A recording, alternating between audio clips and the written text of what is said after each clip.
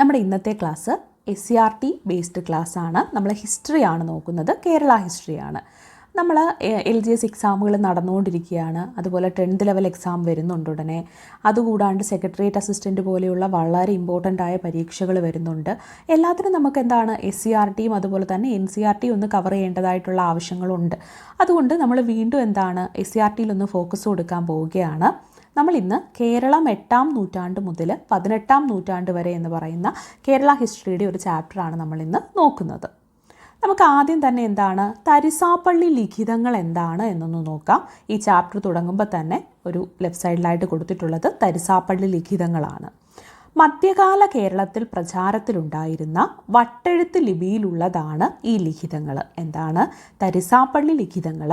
മധ്യകാല കേരളത്തിൽ മിഡീവൽ കേരളയിൽ ഉണ്ടായിരുന്ന എന്താണ് വട്ടെഴുത്ത് ലിപിയിലാണ് തരിസാപ്പള്ളി ലിഖിതങ്ങൾ ഉള്ളത് എന്നാണ് നമ്മൾ ആദ്യം പറയുന്നത്. എന്താണ് മധ്യകാല കേരളത്തിൽ പ്രചാരത്തിലുണ്ടായിരുന്ന വട്ടെഴുത്ത് ലിപിയിലുള്ളതാണ് എന്ത് തരിസാപ്പള്ളി ലിഖിതങ്ങൾ.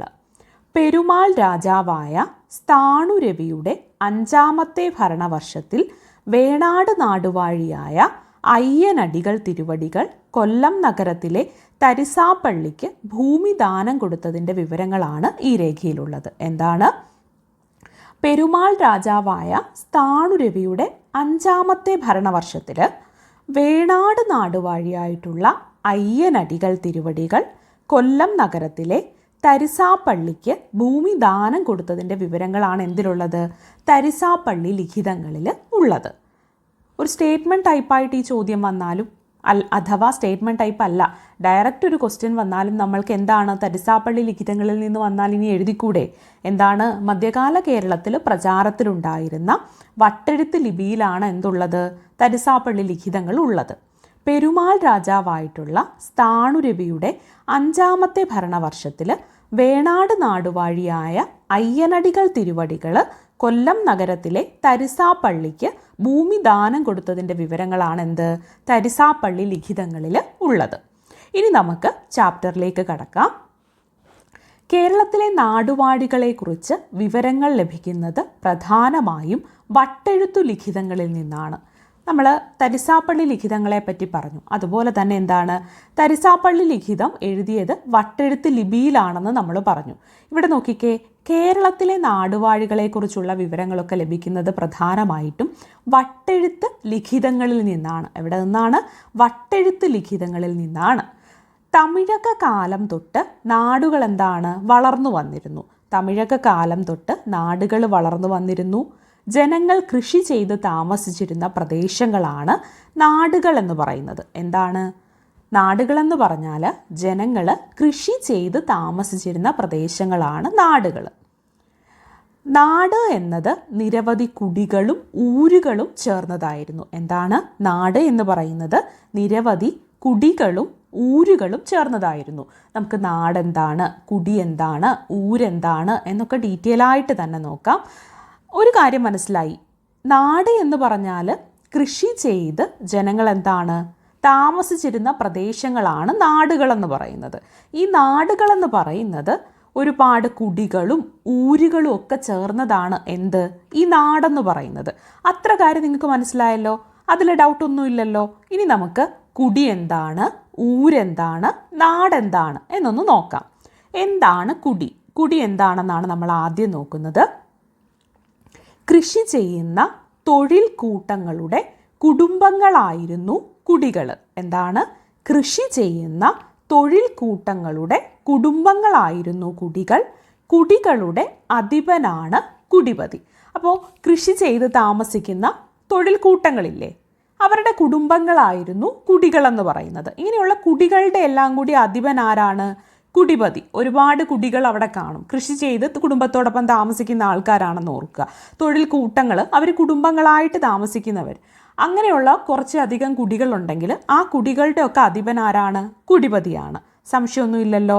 അപ്പം കൃഷി ചെയ്യുന്ന തൊഴിൽ കൂട്ടങ്ങളുടെ കുടുംബങ്ങളായിരുന്നു കുടികളെന്ന് പറയുന്നത്. കുടികളുടെ അധിപനാണ് കുടിപതി. അപ്പം കൃഷി ചെയ്ത് കുറച്ച് പേര്, ഒരു 10 കുടുംബങ്ങൾ ഇവിടെ താമസിക്കുന്നു, അല്ലെങ്കിൽ ഒരു 5 കുടുംബങ്ങൾ ഇങ്ങനെ താമസിക്കുകയാണ്. അവർ കൃഷി ചെയ്ത് തൊഴിൽ ചെയ്ത് ജീവിക്കുന്നവരാണ്. അവരുടെ കുടുംബത്തിനെയാണ് നമ്മൾ എന്താണ് കുടികളെന്ന് പറയുന്നത്. അങ്ങനെ കുറച്ചധികം കുടികൾ ചേരുമ്പോൾ എന്താണ് അതൊരു കൂട്ടമായിട്ട് മാറിയില്ലേ? ആ കുടികളുടെ എല്ലാം അധിപനാണ് അല്ലെങ്കിൽ ഹെഡാണ് ആര്? കുടിപതി എന്ന് പറയുന്നത്. ഇനി നമുക്ക് എന്താണ് ഊര് എന്ന് നോക്കാം. നിരവധി കുടികൾ ചേർന്ന് ഊരുകൾ രൂപം കൊണ്ടു. ഊരിൻ്റെ അധിപന്മാരാണ് ഊരാളരായിരുന്നു. ആരാണ്? അപ്പം നമ്മൾ കുടികളെ പറ്റി പറഞ്ഞു. ഇങ്ങനെ കുടികൾ എന്താണ്? ഒരുപാട് കുടികൾ ഇങ്ങനെ ചേർന്നപ്പോൾ എന്താണ് ഒരു ഊര് രൂപം കൊണ്ടു. ഒന്ന് മനസ്സിൽ ഇമാജിൻ ചെയ്ത് നോക്കുക. അല്ലാണ്ട് കാണാതെ പഠിക്കേണ്ട യാതൊരാവശ്യവും നമുക്കിവിടെ ഇല്ല. കുറച്ചധികം കുടികൾ ചേർന്ന് കുറച്ച് ധാരാളം കുടികളുണ്ടായി. അപ്പോൾ ആ കുടികളെല്ലാം കൂടി ചേർന്നിട്ട് എന്താണ് ഒരു ഊര് തന്നെ രൂപം കൊണ്ടു എന്ന് പറയാം. അപ്പോൾ ഈ ഊരിൻ്റെ അധിപന്മാരാരാ? ഊരിൻ്റെ ഹെഡ് ആരായിരുന്നു? ഊരാളരായിരുന്നു ഊരിൻ്റെ അധിപന്മാർ. ഇനി കുടിയും ഊരും ചേർന്നതാണല്ലോ ഈ നാടെന്ന് പറയുന്നത്. നിരവധി ഊരുകൾ ചേർന്നതാണ് നാടുകൾ.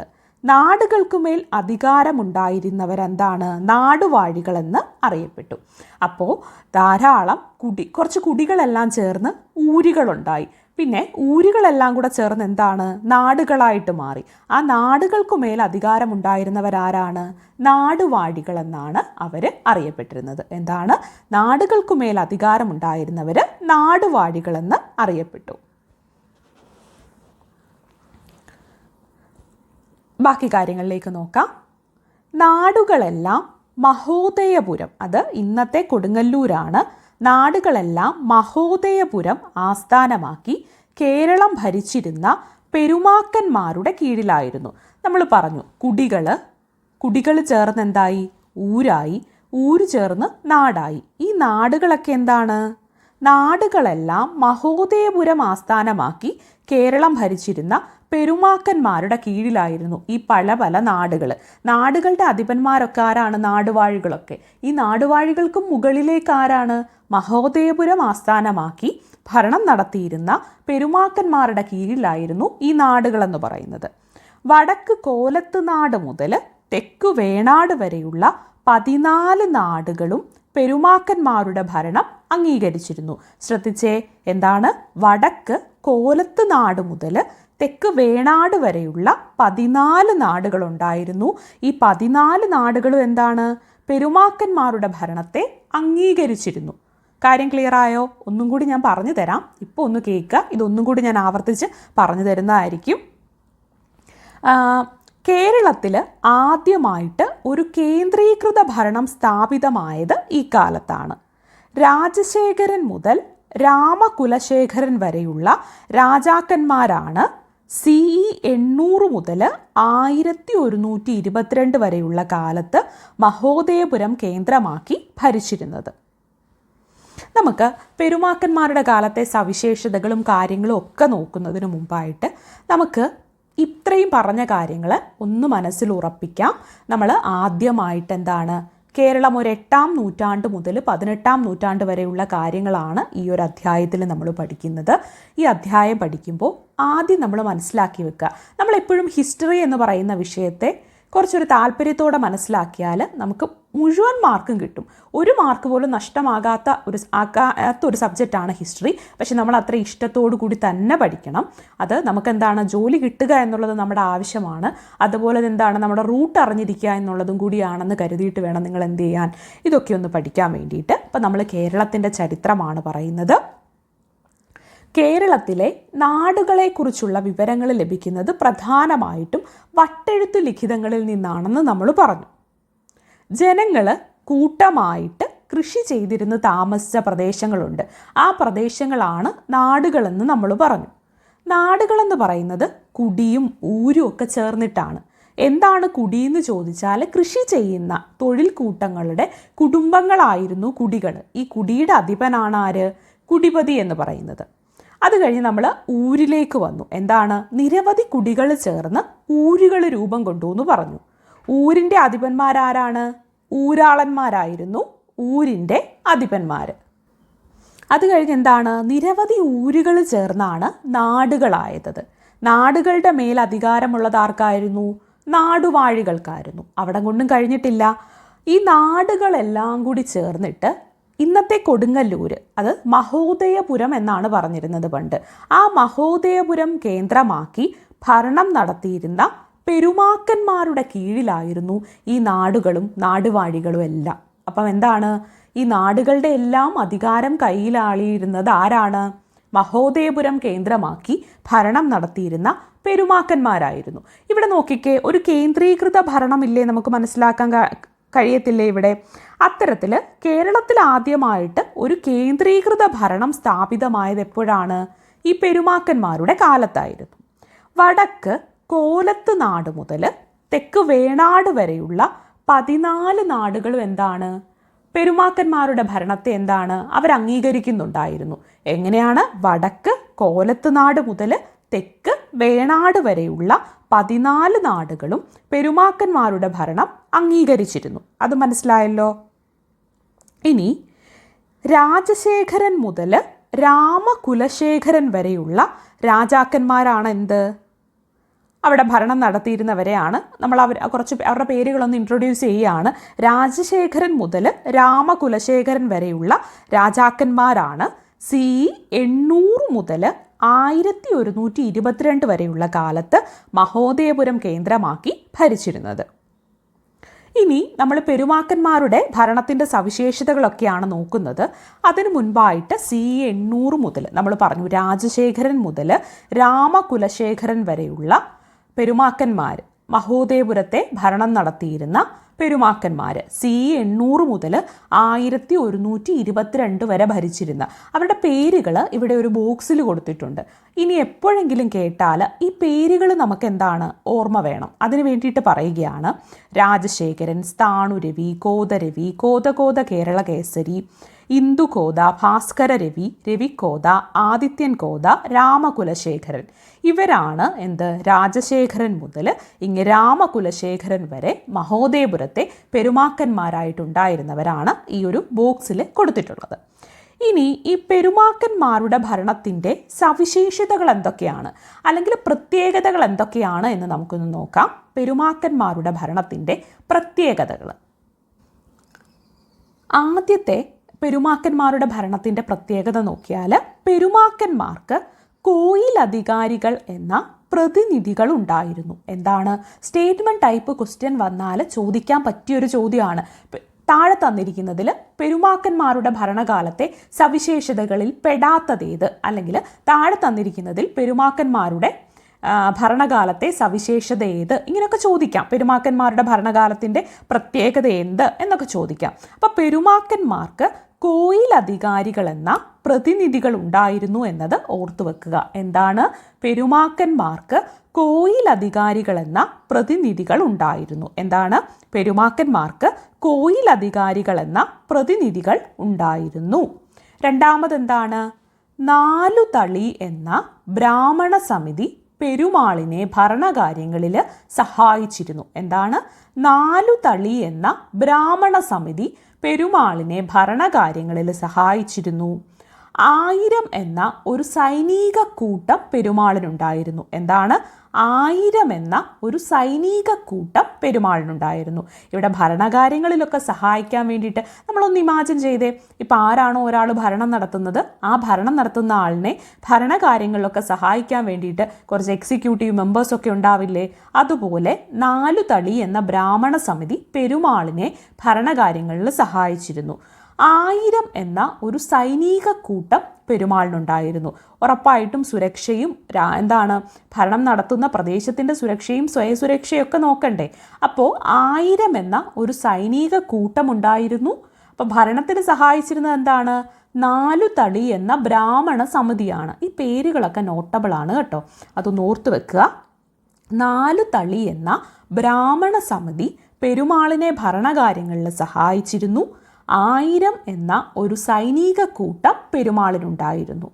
നാടുകൾ, നഗരങ്ങൾ, ബ്രാഹ്മണ ഗ്രാമങ്ങൾ, ക്ഷേത്രങ്ങൾ എന്നിവിടങ്ങളിൽ നിന്നും പെരുമാൾ നികുതി ഈടാക്കിയിരുന്നു.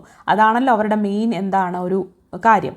നാടുകൾ, നഗരങ്ങൾ, ബ്രാഹ്മണ ഗ്രാമങ്ങൾ, ക്ഷേത്രങ്ങൾ എന്നിവിടങ്ങളിൽ നിന്നും പെരുമാൾ നികുതി ഈടാക്കിയിരുന്നു.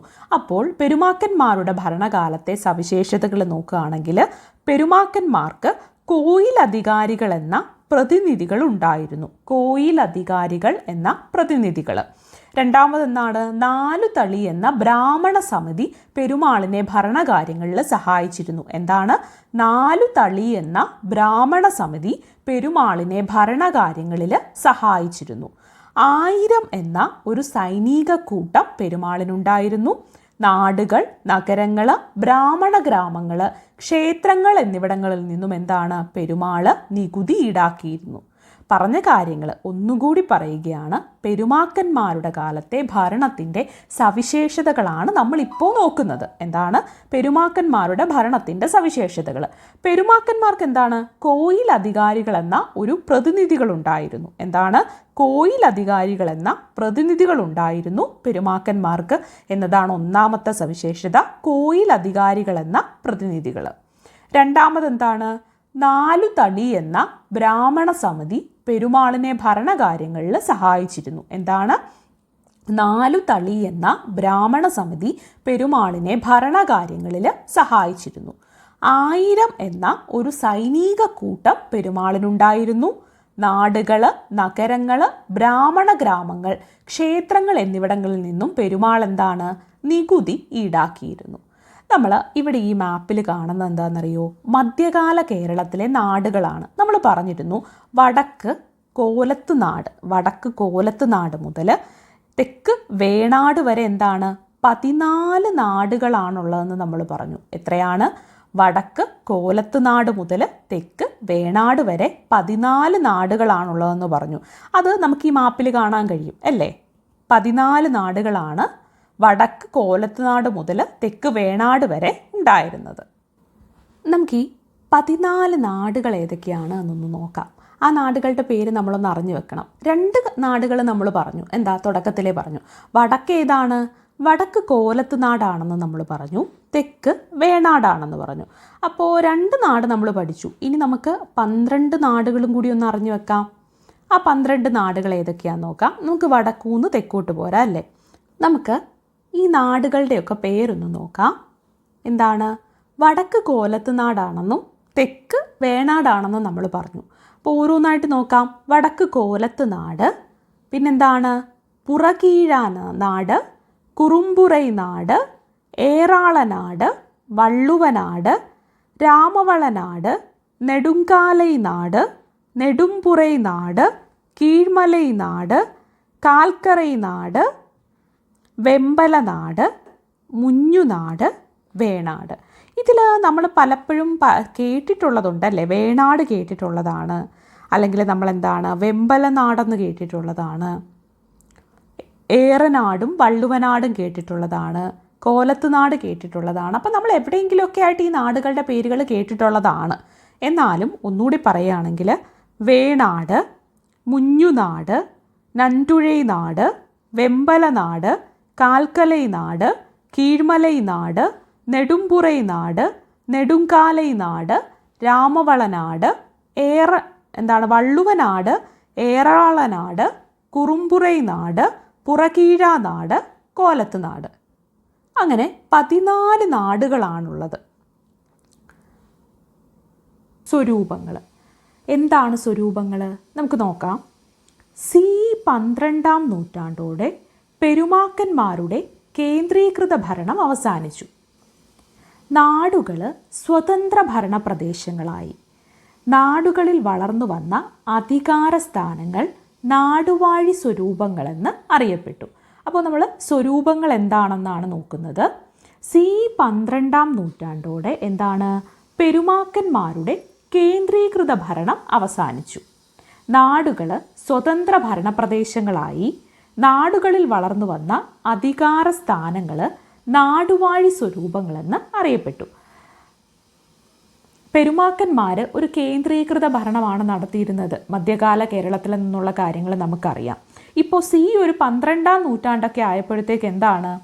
പെരുമാക്കന്മാരുടെ ഈ കേന്ദ്രീകൃത ഭരണം അവസാനിക്കുകയും അവിടെ എന്താണ്? നാടുകൾ സ്വതന്ത്രമാവുകയും ചെയ്തു. അങ്ങനെ സ്വതന്ത്രമാക്കപ്പെട്ട നാടുകളിൽ വളർന്നു വന്ന അധികാര സ്ഥാനങ്ങളാണ് നാടുവാഴി സ്വരൂപങ്ങളെന്ന് അറിയപ്പെടുന്നത്. പ്രധാനപ്പെട്ട നാടുവാഴി സ്വരൂപങ്ങൾ ഏതൊക്കെയാണെന്ന് നമുക്ക് നോക്കാം. 1. കോലസ്വരൂപം. അതാണ് കോലത്ത് നാട്ടിൽ എന്താണ് വളർന്നു വന്ന നാടുവാഴി സ്വരൂപമാണ് കോലസ്വരൂപം. ഏറനാട്ടിലെ എന്താണ് നെടിയിരുപ്പ് സ്വരൂപം. കൊച്ചിയിലെ പെരുമ്പടപ്പ് സ്വരൂപവും വേണാട്ടെ എന്താണ് തൃപ്പാപ്പൂര് സ്വരൂപവും. പറഞ്ഞ കാര്യങ്ങൾ ഇത്ര മാത്രമേ ഉള്ളൂ. സ്വരൂപങ്ങൾ എന്ന് പറഞ്ഞാൽ ഒരു C12 നൂറ്റാണ്ടൊക്കെ ആയപ്പോഴേക്കും പെരുമാക്കന്മാരുടെ കേന്ദ്രീകൃത ഭരണം അങ്ങ് അവസാനിച്ചു. നാടുകൾ എന്തായി സ്വതന്ത്രമായിട്ട് മാറി. അങ്ങനെ സ്വതന്ത്രമായ നാടുകളിൽ വളർന്നു വന്ന അധികാര സ്ഥാനങ്ങളാണ് നാടുവാഴി സ്വരൂപങ്ങളെന്ന് പറയുന്നത്. പ്രധാനപ്പെട്ട നാടുവാഴി സ്വരൂപങ്ങളാണ് ഏതൊക്കെ? കോലസ്വരൂപം, നെടിയിരുപ്പ് സ്വരൂപം, പെരുമ്പടപ്പ് സ്വരൂപം, തൃപ്പാപ്പൂര് സ്വരൂപം. അതിൽ കോലസ്വരൂപം കോലത്ത് നാട്ടിലെയാണ്. നെടിയിരുപ്പ് സ്വരൂപം എന്താണ് ഏറനാട്ട് വളർന്നു വന്ന എന്താണ് നാടുവാഴി സ്വരൂപമാണ്. നെടിയിരുപ്പ് സ്വരൂപം കൊച്ചിയിൽ വളർന്നു വന്നതാണ് പെരുമ്പടപ്പ് സ്വരൂപം. വേണാട് വളർന്നു വന്നതാണ് തൃപ്പാപ്പൂര് സ്വരൂപം. ആണ് മരുമക്കത്തായം സ്വയംഭരണ അവകാശമുള്ള തറവാടുകളായിരുന്നു സ്വരൂപങ്ങൾ. സ്വരൂപങ്ങളെന്ന് വെച്ചാൽ ഈ മരുമക്കത്തായം സ്വയംഭരണ അവകാശമുള്ള തറവാടുകളായിരുന്നു ഈ സ്വരൂപങ്ങളെന്ന് പറയുന്നത്. സ്വരൂപങ്ങൾക്ക് സൈനിക കൂട്ടങ്ങളുണ്ടായിരുന്നു. എന്താണ്? സ്വരൂപങ്ങൾക്ക് സൈനിക കൂട്ടങ്ങളുണ്ടായിരുന്നു. മരുമക്കത്തായം സ്വയംഭരണ അവകാശമുള്ള തറവാടുകളായിരുന്നു സ്വരൂപങ്ങളെന്ന് പറയുന്നത്. നാടുവാഴി സ്വരൂപങ്ങൾ ഓരോന്നും അധികാരം വർദ്ധിപ്പിക്കുന്നതിനായിട്ട് പരസ്പരം കലഹിക്കുകയും പൊതുശത്രുവിനെതിരെ സഹകരിക്കുകയും ചെയ്തു. സ്വാഭാവികമായിട്ടും എന്താണ് ഇത്തരത്തിലുള്ള നാടുവാഴി സ്വരൂപങ്ങൾ അവരുടെ അധികാരം വർദ്ധിപ്പിക്കുന്നതിന് വേണ്ടിയിട്ട് പരസ്പരം കലഹിക്കുകയുണ്ടായി. അതുപോലെ തന്നെ ഒരു പൊതുശത്രു ഉണ്ടെങ്കിൽ എന്താണ് ആ പൊതുശത്രുവിനെതിരെ ഇവർ സഹകരിക്കുകയും ചെയ്തു. 15-ാം നൂറ്റാണ്ടിൻ്റെ അവസാനത്തോടെ കേരള തീരത്ത് കച്ചവടത്തിനായി എത്തിയ പോർച്ചുഗീസുകാരും ഡച്ചുകാരും ഇത്തരം മത്സരങ്ങളിൽ തങ്ങളുടെ കച്ചവട താല്പര്യങ്ങൾക്കനുസരിച്ച് ഇടപെട്ടിരുന്നു. സ്വരൂപങ്ങൾ മരുമക്കത്തായം സ്വയംഭരണ അവകാശമുള്ള തറവാടുകളായിരുന്നു ഈ സ്വരൂപങ്ങളെന്ന് പറയുന്നത്. സ്വരൂപങ്ങൾക്ക് സൈനിക കൂട്ടങ്ങളൊക്കെ ഉണ്ടായിരുന്നു.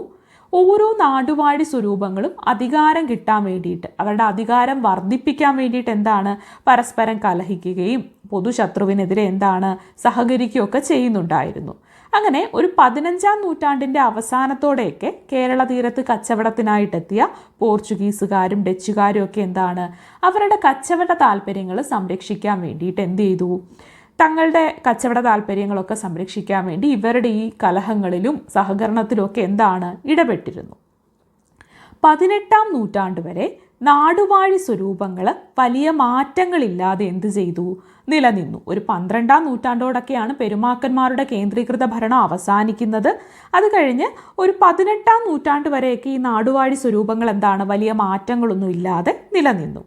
18-ാം നൂറ്റാണ്ടിൻ്റെ 2-ാം പകുതിയിൽ മൈസൂർ സുൽത്താൻമാരായ ഹൈദരലിയും ടിപ്പുവും കേരളത്തിലേക്ക് നയിച്ച പടയോട്ടങ്ങൾ വടക്കൻ കേരളത്തിലെ നാടുവാഴികളിൽ പരിഭ്രാന്തി പടർത്തി. 18-ാം നൂറ്റാണ്ട് വരെ ഈ സ്വരൂപങ്ങളൊന്നും വലിയ കുഴപ്പങ്ങളൊന്നും ഇല്ലാണ്ട് അങ്ങനെ അങ്ങ് മുന്നോട്ട് പോയി. 18-ാം നൂറ്റാണ്ടിൻ്റെ ഒരു 2-ാം പകുതിയൊക്കെ ആയപ്പോഴേക്കും മൈസൂർ സുൽത്താൻമാരായിട്ടുള്ള ഹൈദരലിയും ടിപ്പുവും കേരളത്തിലേക്ക് നയിച്ച പടയോട്ടങ്ങൾ വടക്കൻ കേരളത്തിലെ നാടുവാഴികളിൽ ഒരു പരിഭ്രാന്തിയൊക്കെ സൃഷ്ടിക്കുകയുണ്ടായി. നെടിയിരിപ്പും കോലസ്വരൂപവും മറ്റ് ചെറു സ്വരൂപങ്ങളും ദേശങ്ങളുമെല്ലാം മൈസൂർ സുൽത്താൻമാരുടെ അധീനതയിലായിട്ട് മാറി.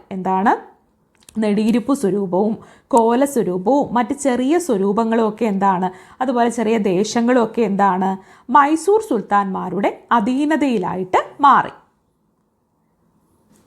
നമ്മൾ പറഞ്ഞു വന്നത് ഇത്രയേ ഉള്ളൂ. ഒരു 18-ാം നൂറ്റാണ്ടിൻ്റെ പകുതിയൊക്കെ 2-ാം പകുതിയൊക്കെ ആയപ്പോഴേക്കും മൈസൂർ സുൽത്താൻമാരായിട്ടുള്ള ഹൈദരലിയും ടിപ്പുവും ഒക്കെ കേരളത്തിലേക്ക് നയിച്ച പടയോട്ടങ്ങൾ വടക്കൻ കേരളത്തിൽ നാടുവാഴികൾക്കിടയിൽ ടെൻഷനൊക്കെ ഉണ്ടാക്കി അവർക്ക്.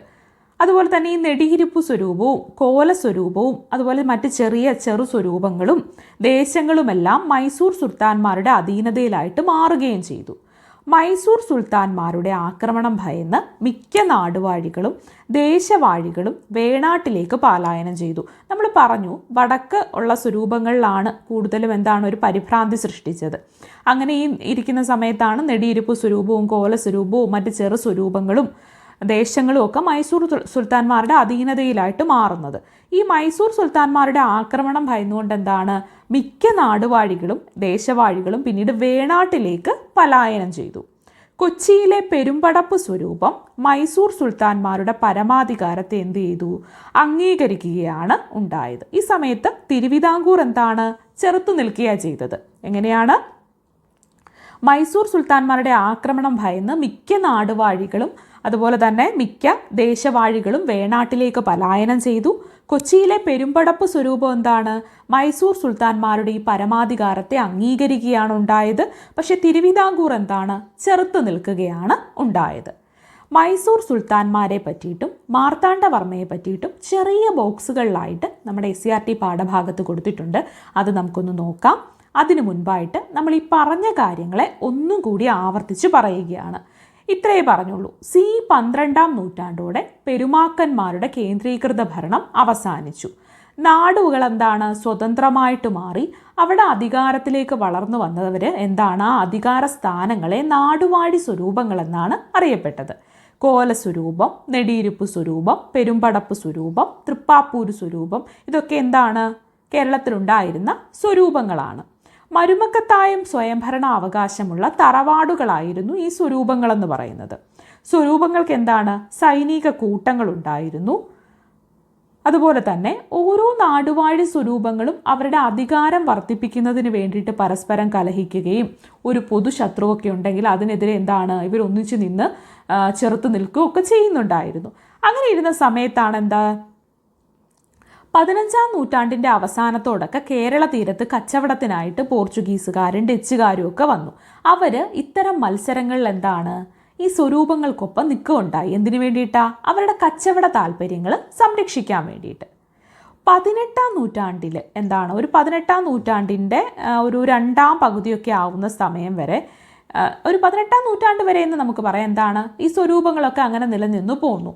18ാം നൂറ്റാണ്ടിൻ്റെ ഒരു 2ാം പകുതിയൊക്കെ ആയപ്പോഴേക്ക് മൈസൂർ സുൽത്താൻമാരായിട്ടുള്ള ഹൈദർ അലിയും ടിപ്പുവും കേരളത്തിലേക്ക് നയിച്ച പടയോട്ടങ്ങൾ വടക്കൻ കേരളത്തിലെ ഈ നാടുവാഴികളിൽ പരിഭ്രാന്തി ഉണ്ടാക്കി. അവരാകെ പരിഭ്രാന്തിയിലായിട്ട് പലരും വേണാട്ടിലേക്ക് പലായനം ചെയ്തു. നെടിയിരുപ്പ് സ്വരൂപവും കോല സ്വരൂപവും മറ്റ് ചെറു സ്വരൂപങ്ങളും ദേശങ്ങളും എല്ലാം മൈസൂർ സുൽത്താൻമാരുടെ അധീനതയിലായിട്ട് മാറി.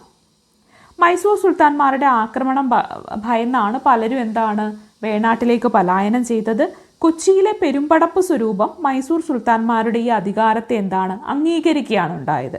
പക്ഷേ തിരുവിതാംകൂർ ചെയ്തു? ഇതിനെ ചെറുത്തു നിന്നു.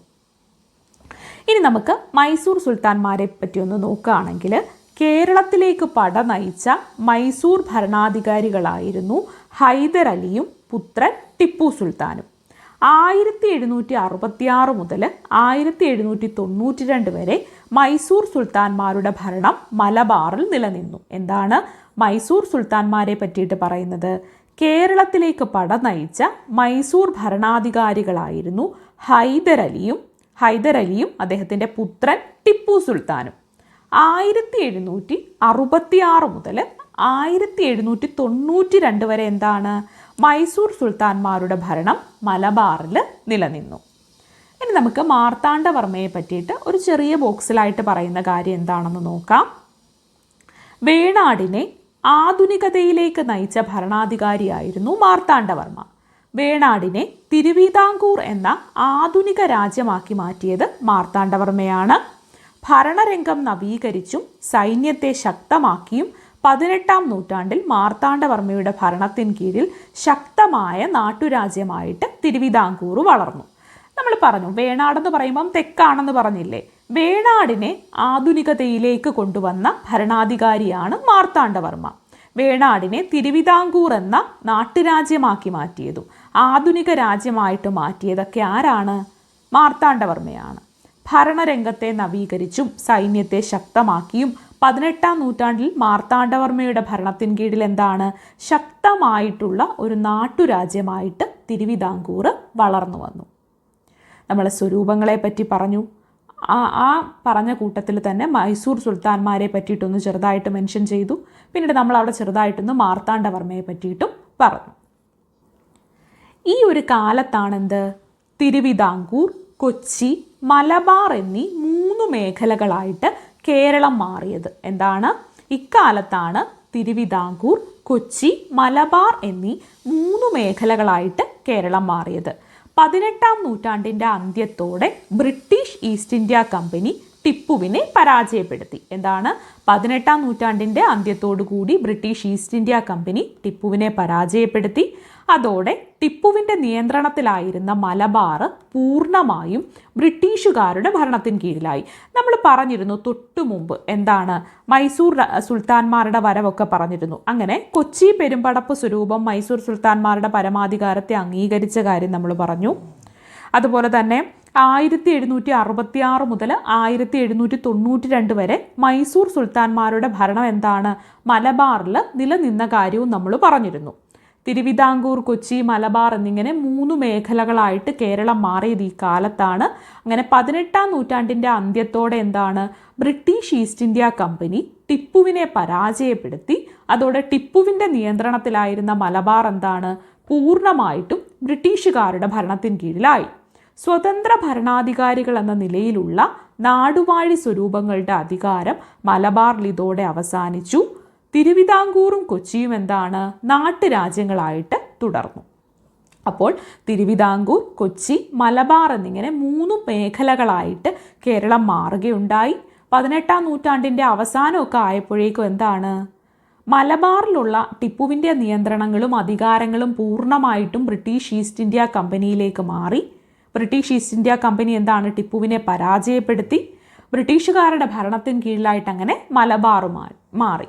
സ്വതന്ത്ര ഭരണാധികാരികൾ എന്ന നിലയിലുള്ള നാടുവാഴി സ്വരൂപങ്ങളുടെ അധികാരമൊക്കെ എന്താണ് മലബാറിൽ ഇതോടെ അവസാനിക്കുകയുണ്ടായി.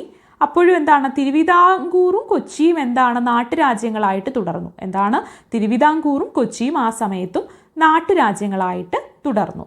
നമുക്ക് ഇത്രയും കാര്യങ്ങളാണ് സ്വരൂപങ്ങളുമായി ബന്ധപ്പെട്ട് പറയാനുള്ളത്. ഇവിടെ എന്താണ് നമ്മൾ പരീക്ഷയിൽ ചോദിക്കാവുന്ന തരത്തിലെ ചോദ്യങ്ങൾ നോക്കുകയാണെന്നുണ്ടെങ്കിൽ പെരുമാക്കന്മാരുടെ കേന്ദ്രീകൃത ഭരണം അവസാനിച്ചത് ഏകദേശം CE 12-ാം നൂറ്റാണ്ടോടെയാണ് എന്ന് നമുക്കിവിടുന്ന് മനസ്സിലാക്കാൻ പറ്റി. അതുപോലെ തന്നെ നാടുവാഴി സ്വരൂപങ്ങൾ ഏതൊക്കെയാണ്? കോലസ്വരൂപം എവിടുത്തെയാണ്? കോലത്ത് നാട്ടിലെയാണ്. നെടിയിരുപ്പ് സ്വരൂപം ഏറനാട്ടിലെയാണ്. പെരുമ്പടപ്പ് സ്വരൂപം കൊച്ചിയിലെയും തൃപ്പാപ്പൂർ സ്വരൂപം വേണാടുവാണെന്ന് മനസ്സിലായി. ഇനി ഈ സ്വരൂപങ്ങളുടെ നാടുവാഴി സ്വരൂപങ്ങളുടെ ചില പ്രത്യേകതകൾ നോക്കുകയാണെങ്കിൽ എന്തൊക്കെയാ? മരുമക്കത്തായം സ്വയംഭരണ അവകാശമുള്ള തറവാടുകളായിരുന്നു സ്വരൂപങ്ങൾ. സ്വരൂപങ്ങൾക്ക് എന്താണ് സൈനിക കൂട്ടങ്ങളുണ്ടായിരുന്നു. നാടുവാഴി സ്വരൂപങ്ങൾ അവരുടെ അധികാരം വർദ്ധിപ്പിക്കാൻ വേണ്ടിയിട്ട് എന്താണ് പരസ്പരം കലഹിച്ചു. പൊതുശത്രുവിനെതിരെ എന്താണ് അവർ ഒന്നിച്ചു നിന്ന് എന്ത് ചെയ്തു? പൊതുശത്രുവിനെതിരെ ഒന്നിച്ചു നിന്ന് സഹകരിക്കാൻ തുടങ്ങി. അതുപോലെ തന്നെ 15-ാം നൂറ്റാണ്ടിൻ്റെ അവസാനത്തോടെ കേരള തീരത്ത് എന്താണ് പോർച്ചുഗീസുകാരും ഡച്ചുകാരും എത്തി. ഇവർ ഇത്തരം മത്സരങ്ങളിൽ എന്താണ് സ്വരൂപങ്ങളെ സഹായിക്കുകയും സഹകരിക്കുകയും ഒക്കെ ഉണ്ടായി. അതുപോലെ തന്നെ 18-ാം നൂറ്റാണ്ടിൻ്റെ 2ാം പകുതിയൊക്കെ ആയപ്പോഴേക്കും മൈസൂർ സുൽത്താൻമാരായിട്ടുള്ള ഹൈദരലിയും ടിപ്പുവും കേരളത്തിലേക്ക് നയിച്ച പടയോട്ടങ്ങൾ വടക്കൻ കേരളത്തിലെ നാടുവാഴികളിൽ പരിഭ്രാന്തി ഉണ്ടാക്കി. പിന്നീട് അതെന്താണ് എങ്ങനെയാണ് മലബാറിൻ്റെ ഭരണം ടിപ്പുവിൻ്റെയും ഒക്കെ കയ്യിലേക്ക് മാറിയതെന്ന് നമ്മൾ പറഞ്ഞു. പിന്നീട് അതിനുശേഷം എന്താണ് തിരുവിതാംകൂർ, കൊച്ചി, മലബാർ എന്നിങ്ങനെ 3 മേഖലകളായിട്ട് കേരളം മാറിയതിനെപ്പറ്റി പറയുകയും പിന്നെ 18-ാം നൂറ്റാണ്ടിൻ്റെ ആദ്യത്തോടെ ബ്രിട്ടീഷ് ഈസ്റ്റ് ഇന്ത്യ കമ്പനിയുടെ കയ്യിലേക്ക് മലബാറിൻ്റെ അധികാരം പൂർണ്ണമായിട്ട് എത്തിയ കാര്യങ്ങൾ വരെയാണ് നമ്മൾ സ്വരൂപങ്ങളിൽ പറഞ്ഞത്. ഭൂവുടമ അവകാശങ്ങൾ. നമ്മൾ 18-ാം നൂറ്റാണ്ട് വരെയുള്ള കേരളത്തിൻ്റെ രാഷ്ട്രീയ ചരിത്രമാണ് ഇത്രയും ക്ലാസ്സുകളിലായിട്ട് ഡിസ്കസ് ചെയ്തിട്ടുണ്ടായിരുന്നത്. ഇനി ആ കാലത്ത് എന്താണ് ഭൂമിയുടെ മേൽ വളർന്നു വന്ന ഉടമ അവകാശത്തെക്കുറിച്ചാണ് നമ്മൾ നോക്കാൻ പോകുന്നത്. എന്താണ് ഭൂമിയുടെ മേൽ വളർന്നു വന്ന ഉടമ അവകാശത്തെ പറ്റിയിട്ടാണ് നമ്മൾ നോക്കാൻ പോകുന്നത്. മധ്യകാലത്ത് ഉടമ അവകാശത്തിൻ്റെ അടിസ്ഥാനത്തിൽ ഭൂമിയെ പലതായിട്ട് തിരിച്ചിരുന്നു. എന്താണ് മധ്യകാല കേരളത്തിൽ ഉടമ അവകാശത്തിൻ്റെ അടിസ്ഥാനത്തിൽ ഭൂമിയെ എന്താണ് പലതായിട്ട് തിരിച്ചിരുന്നു. എന്താണ്? ഉടമ അവകാശത്തിൻ്റെ അടിസ്ഥാനത്തിൽ. ശ്രദ്ധിക്കുക, എന്തിൻ്റെ അടിസ്ഥാനത്തിലായിരുന്നു? ഉടമ അവകാശത്തിൻ്റെ അടിസ്ഥാനത്തിൽ ഭൂമിയെ പലതായിട്ട് തിരിച്ചിരുന്നു. എങ്ങനെയാണ്? ചേരിക്കൽ, ബ്രഹ്മസ്വം, ദേവസ്വം. എന്താണ്? ചേരിക്കൽ, ബ്രഹ്മസ്വം, ദേവസ്വം. ഇതിൽ ചേരിക്കൽ എന്താണ്? നാടുവാഴികളുടെ നിയന്ത്രണത്തിലുള്ള ഭൂമിയാണ് ചേരിക്കൽ. എന്താണ്? നാടുവാഴികളുടെ നിയന്ത്രണത്തിലുള്ള ഭൂമിയാണ് ചേരിക്കൽ. അപ്പോൾ ബ്രഹ്മസ്വം എന്താണ്? ബ്രാഹ്മണരുടെ നിയന്ത്രണത്തിലുള്ള ഭൂമിയാണ് ബ്രഹ്മസ്വം. എന്താണ്? ബ്രാഹ്മണരുടെ നിയന്ത്രണത്തിലുള്ള ഭൂമിയാണ് ബ്രഹ്മസ്വം. ദേവസ്വം എന്താണ്? ക്ഷേത്രങ്ങളുടെ നിയന്ത്രണത്തിലുള്ള ഭൂമിയാണ് ദേവസ്വം. അപ്പം എന്താണ്? ചേരിക്കൽ എന്താണ്? നാടുവാഴികളുടെ നിയന്ത്രണത്തിലുള്ള ഭൂമിയാണ് ചേരിക്കൽ. ബ്രഹ്മസ്വം എന്താണ്? ബ്രാഹ്മണരുടെ നിയന്ത്രണത്തിലുള്ള ഭൂമിയാണ് എന്ത്? ബ്രഹ്മസ്വം. ദേവസ്വമോ? ദേവസ്വം എന്താണ്? ക്ഷേത്രങ്ങളുടെ നിയന്ത്രണത്തിലുള്ള ഭൂമിയാണ്. നമ്മൾ പറഞ്ഞു, ഉടമസ്ഥ അവകാശത്തിനനുസരിച്ച് നമ്മൾ എന്താണ്? ഭൂമിയെ പലതായിട്ട് തിരിച്ചിട്ടുണ്ടായിരുന്നു മധ്യകാല കേരളത്തിൽ. അതിൽ നാടുവാഴികളുടെ കയ്യിലുള്ള ഭൂമിയെ അറിയപ്പെട്ടിരുന്നത് എന്താണ്? ചേരിക്കലെന്നും ബ്രാഹ്മണരുടെ നിയന്ത്രണത്തിലുള്ള ഭൂമിയാണ് ബ്രഹ്മസ്വം. അതുപോലെ തന്നെ ക്ഷേത്രങ്ങളുടെ നിയന്ത്രണത്തിലുള്ള ഭൂമിയാണ് എന്ത്? ദേവസ്വം. ഇവിടെ ദേവൻ അല്ലെങ്കിൽ ദേവി ആണല്ലോ ക്ഷേത്രത്തിലുള്ളത്. അതുകൊണ്ട് തന്നെ എന്താണ്? ക്ഷേത്രങ്ങളുടെ നിയന്ത്രണത്തിലുള്ളത് ദേവസ്വം എന്ന് നമ്മൾക്ക് ഓർക്കാൻ വേണ്ടിയിട്ട് പറയുന്നതാണ്. നമ്മൾ ഓർക്കാൻ വേണ്ടിയിട്ട് മാത്രം, കണക്ട് ചെയ്യാൻ വേണ്ടിയിട്ട് മാത്രം പറയുന്നതാണ് ദേവസ്വം. ദൈവത്തിൻ്റെ എന്നൊക്കെ ഓർത്താൽ മതി. ക്ഷേത്രങ്ങളുടെ എന്നർത്ഥത്തിൽ ദേവസ്വം. ഇനി ബ്രഹ്മസ്വം, അവിടെ ബ്രാഹ്മണരുടെ നിയന്ത്രണത്തിലുള്ള ഭൂമിയാണെന്ത്? ബ്രഹ്മസ്വം. പിന്നെ നാടുവാഴികളുടെ നിയന്ത്രണത്തിലുള്ള ഭൂമിയാണെന്ത്? ചേരിക്കൽ എന്ന് പറയുന്നത് നാടുവാഴികളുടെ നിയന്ത്രണത്തിലുള്ള ഭൂമിയാണ്. അപ്പം എന്തൊക്കെയാണ്? നാടുവാഴികളുടെ നിയന്ത്രണത്തിലുള്ള ഭൂമിയാണ് ചേരിക്കൽ, ബ്രാഹ്മണരുടെ നിയന്ത്രണത്തിലുള്ള ഭൂമിയാണ് ബ്രഹ്മസ്വം, ക്ഷേത്രങ്ങളുടെ നിയന്ത്രണത്തിലുള്ള ഭൂമിയാണ് ദേവസ്വം. അത്രയും കാര്യങ്ങൾ മനസ്സിലായല്ലോ. ദേവസ്വം ഭൂമിയുടെ അവകാശികൾ ഊരാളർ എന്നറിയപ്പെട്ടു. ദേവസ്വം ഭൂമിയുടെ അവകാശികൾ എങ്ങനെയാണ് അറിയപ്പെട്ടത്? ഊരാളർ എന്ന പേരിലാണ് അറിയപ്പെട്ടത്. രാജാക്കന്മാരോ ബ്രാഹ്മണരോ ക്ഷേത്രത്തിലെ ആളുകളോ നേരിട്ട് ഈ ഭൂമിയിൽ എന്ത് ചെയ്തിരുന്നില്ല? കൃഷി ചെയ്തിരുന്നില്ല. എങ്ങനെയാണ്? രാജാക്കന്മാരോ ബ്രാഹ്മണരോ ക്ഷേത്രത്തിലെ ആളുകളോ ഒന്നും എന്ത് ചെയ്തില്ല? നേരിട്ട് ഈ ഭൂമിയിൽ കൃഷി ചെയ്തിരുന്നില്ല. ഇവർ ഈ ഭൂമി ഇടനിലക്കാർക്ക് കൃഷി ചെയ്യുന്നതിനായിട്ട് നൽകി. എങ്ങനെയാണ്? ഈ ഭൂമി ഇവർ ഇടനിലക്കാർക്ക് കൃഷി ചെയ്യുന്നതിനായിട്ട് നൽകി. അവർ കാരാളർ എന്നറിയപ്പെട്ടു. എങ്ങനെയാണ് അറിയപ്പെട്ടത്? കാരാളർ എന്നാണ് അവരെ അറിയപ്പെട്ടത്. അങ്ങനെ നാടുവാഴികൾ, ഊരാളർ, അവർക്ക് താഴെയായിട്ട് കാരാളർ എന്നിങ്ങനെ ഒരു അധികാര ശ്രേണി തന്നെ മധ്യകാല കേരളത്തിൽ രൂപം കൊണ്ടു. നമ്മൾ പറഞ്ഞ കാര്യത്തെ ഒന്നുകൂടി പറയുകയാണ്. നമ്മളിപ്പോൾ പറഞ്ഞു, നാടുവാഴികളുടെ നിയന്ത്രണത്തിലുള്ള ഭൂമിയാണ് ചേരിക്കൽ എന്ന് പറഞ്ഞു. ബ്രാഹ്മണരുടെ നിയന്ത്രണത്തിലുള്ള ഭൂമിയാണെന്ത്? ബ്രഹ്മസ്വം എന്ന് പറഞ്ഞു. ദേവസ്വം എന്താണ്? ക്ഷേത്രങ്ങളുടെ നിയന്ത്രണത്തിലുള്ള ഭൂമിയാണ്. ഇവിടെ ഈ ദേവസ്വം ഭൂമിയുടെ അവകാശികളെ നമ്മൾ എങ്ങനെ അറിയപ്പെട്ടെ? ഊരാളർ എന്നാണ് അറിയപ്പെട്ടത്. ദേവസ്വം ഭൂമിയുടെ അവകാശികളെ ഊരാളർ എന്നാണ് അറിയപ്പെട്ടത്. രാജാക്കന്മാരോ ബ്രാഹ്മണരോ അല്ലെങ്കിൽ ക്ഷേത്രത്തിലെ ആളുകളോ ഒന്നും തന്നെ ഈ ഭൂമിയിൽ കൃഷി ചെയ്യുന്നുണ്ടായിരുന്നില്ല. ഇവരെന്ത് ചെയ്തു? ഈ ഭൂമി ഇടനിലക്കാർക്ക് കൃഷി ചെയ്യുന്നതിനായിട്ട് നൽകി. ആർക്ക് നൽകി? ഇടനിലക്കാർക്ക് കൃഷി ചെയ്യുന്നതിനായിട്ട് നൽകി. അങ്ങനെ ഈ ഭൂമി കൃഷി ചെയ്യാനായിട്ട് കിട്ടിയ ഇടനിലക്കാരെ കാരാളർ എന്നറിയപ്പെട്ടു. എങ്ങനെ അറിയപ്പെട്ടത്? കാരാളർ. അപ്പം ഈ ഭൂമി കൈവശം വെച്ചിരുന്ന ദേവസ്വം ഭൂമി ക്ഷേത്രങ്ങളുടെ നിയന്ത്രണത്തിലായിരുന്നു. ദേവസ്വം ഭൂമിയുടെ അവകാശികൾ ആരാണ്? ഊരാളർ.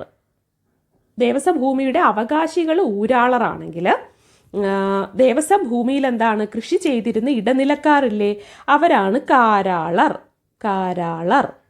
അത് രണ്ടും ക്ലിയർ ആയല്ലോ. അങ്ങനെ നാടുവാഴികളും ഊരാളരും അവർക്ക് താഴെയായിട്ട് കാരാളർ എന്നിങ്ങനെ ഒരു അധികാര ശ്രേണി തന്നെ എന്ത് ചെയ്തു?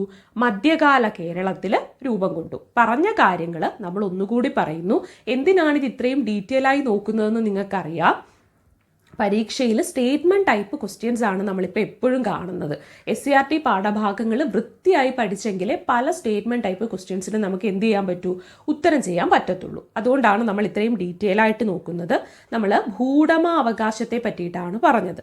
ഭൂവുടമാവകാശം മധ്യകാല കേരളത്തിൽ എന്താണ്, ഉടമാവകാശത്തിൻ്റെ അടിസ്ഥാനത്തിൽ ഭൂമിയെ പലതായിട്ട് തിരിച്ചിട്ടുണ്ടായിരുന്നു. അതിൽ പ്രധാനപ്പെട്ട 3 ഡിവിഷനാണ് ചേരിക്കൽ, ബ്രഹ്മസ്വം, ദേവസ്വം. ചേരിക്കൽ എന്താണ്, നാടുവാഴികളുടെ നിയന്ത്രണത്തിലുള്ള ഭൂമിയാണ് ചേരിക്കൽ. ബ്രഹ്മസ്വം ബ്രാഹ്മണരുടെ നിയന്ത്രണത്തിലുള്ള ഭൂമിയാണ്. ദേവസ്വം ക്ഷേത്രങ്ങളുടെ നിയന്ത്രണത്തിലുള്ള ഭൂമിയാണ്. ഇവിടെ ദേവസ്വം ഭൂമിയുടെ അവകാശികളെ ഊരാളർ എന്നാണ് അറിയപ്പെട്ടത്. അതുപോലെ തന്നെ ഈ ബ്രാഹ്മണരോ അതുപോലെ തന്നെ എന്താണ് രാജാക്കന്മാരോ അല്ലെങ്കിൽ ക്ഷേത്രത്തിലുള്ള ആളുകളോ ഒന്നും ഈ ഭൂമിയിൽ നേരിട്ട് കൃഷി ചെയ്തിരുന്നില്ല. ഇതൊരു ഇടനിലക്കാരുടെ കയ്യിലാണ് കൊടുത്തിട്ടുണ്ടായിരുന്നത്. ആ ഇടനിലക്കാരെന്താണ്, അവരെ കാരാളർ എന്നാണ് അറിയപ്പെട്ടത്. അങ്ങനെ നാടുവാഴികളും ഊരാളരും അവർക്ക് താഴെയായിട്ട് കാരാളറും ചേർന്ന് ഒരു അധികാര ശ്രേണി തന്നെ എന്താണ് മധ്യകാല കേരളത്തിൽ രൂപം കൊണ്ടു.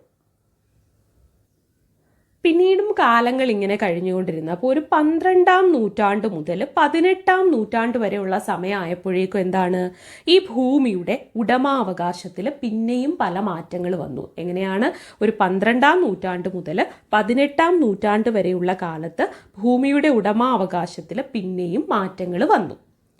ഭൂമിയുടെ മേലുള്ള അവകാശം തലമുറകളിലൂടെ കൈമാറി വരുന്ന ഒരു ജന്മാവകാശമായിട്ട് മാറി.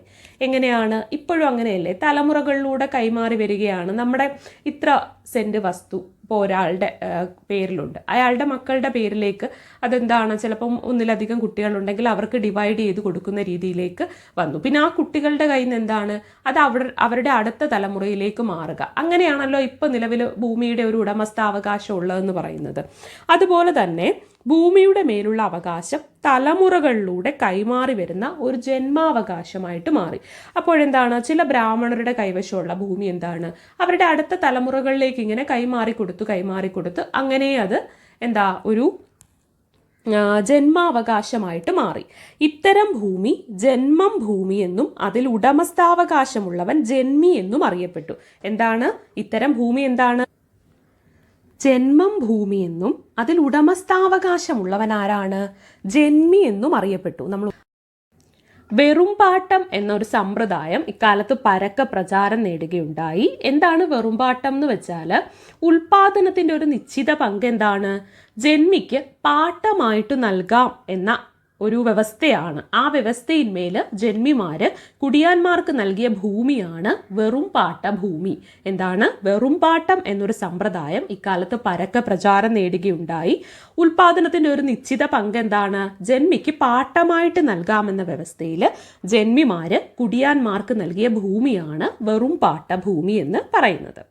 അതുപോലെ തന്നെ കാണം, ഒറ്റി തുടങ്ങിയ പേരുകളിൽ അറിയപ്പെട്ട പണയപ്പാട്ട വ്യവസ്ഥയും പെരുമാൾ കാലത്തിന് ശേഷം വലിയ പ്രചാരത്തിലെത്തുകയുണ്ടായി. ഈ ഭൂമി അവർക്ക് വിൽക്കാനോ കൈമാറ്റം ചെയ്യാനോ ഒന്നും കാണക്കുടിയാൻ അവകാശമുണ്ടായിരുന്നില്ല. ആകെയുള്ള അവകാശം എന്താണ്, അതിൽ കൃഷി ചെയ്യാനുള്ള അവകാശം മാത്രമേ ഉണ്ടായിരുന്നുള്ളൂ കാണക്കുടിയാന്. ആ കാലഘട്ടത്തിൽ നിലനിന്നിരുന്ന ഒരുതരം നികുതി ഇളവാണ് കുഴിക്കാണം.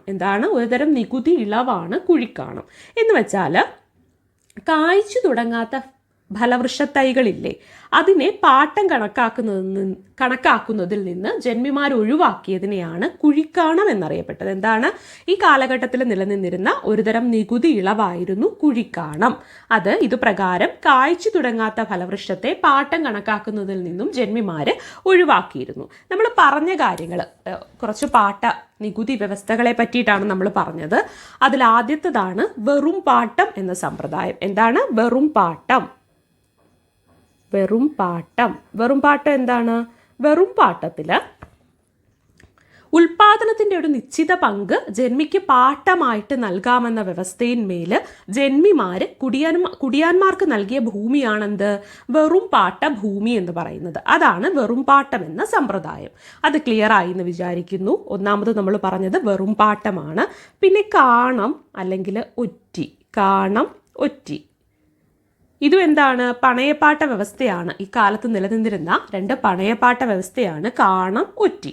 അതുപോലെ തന്നെ കാണക്കുടിയാൻ എന്താ, ഈ ഭൂമിയിന്മേൽ യാതൊരു അവകാശവും ഉണ്ടായിരുന്നില്ല. അവൻ അവിടെ ആകെ എന്താണ്, കൃഷി ചെയ്യാനുള്ള അവകാശമേ ഉണ്ടായിരുന്നുള്ളൂ. അല്ലാതെ ഈ ഭൂമി വിൽക്കാനോ അല്ലെങ്കിൽ പണയം വെക്കാനോ ഒന്നുമുള്ള അവകാശം കാണക്കുടിയാന് ഉണ്ടായിരുന്നില്ല. അതുപോലെ തന്നെ ഈ കാലത്ത് നിലനിന്നിട്ടുള്ള ഒരു നികുതി ഇളവാണ് കുഴിക്കാണം. എന്താണ്? കുഴിക്കാണം. ഒരു നികുതി ഇളവാണിത് കേട്ടോ, കുഴിക്കാണം. കുഴിക്കാണം പറയുന്നത് എന്താണ്? കായ്ച്ചു തുടങ്ങാത്ത ഫലവൃക്ഷ തൈകളെ നികുതിയിൽ നിന്നും പാട്ടത്തിൽ നിന്നും ഒഴിവാക്കുന്നതിനെയാണ് എന്ത്, കുഴിക്കാണം എന്ന് പറയുന്നത്. ജന്മി എന്ത് ചെയ്യും? കായ്ച്ചു തുടങ്ങാത്ത ഫലവൃക്ഷ തൈകളെ നികുതിയിൽ നിന്നും ഒഴിവാക്കി കൊടുക്കും. അതാണ് കുഴിക്കാണം എന്ന് പറയുന്നത്. പാട്ടത്തിൽ നിന്നും ഒഴിവാക്കി കൊടുക്കും. അതാണ് കുഴിക്കാണം.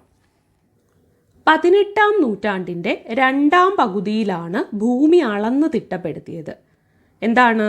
മലബാർ ഇക്കാലത്ത് മൈസൂർ സുൽത്താൻമാരുടെ കീഴിലായിരുന്നു.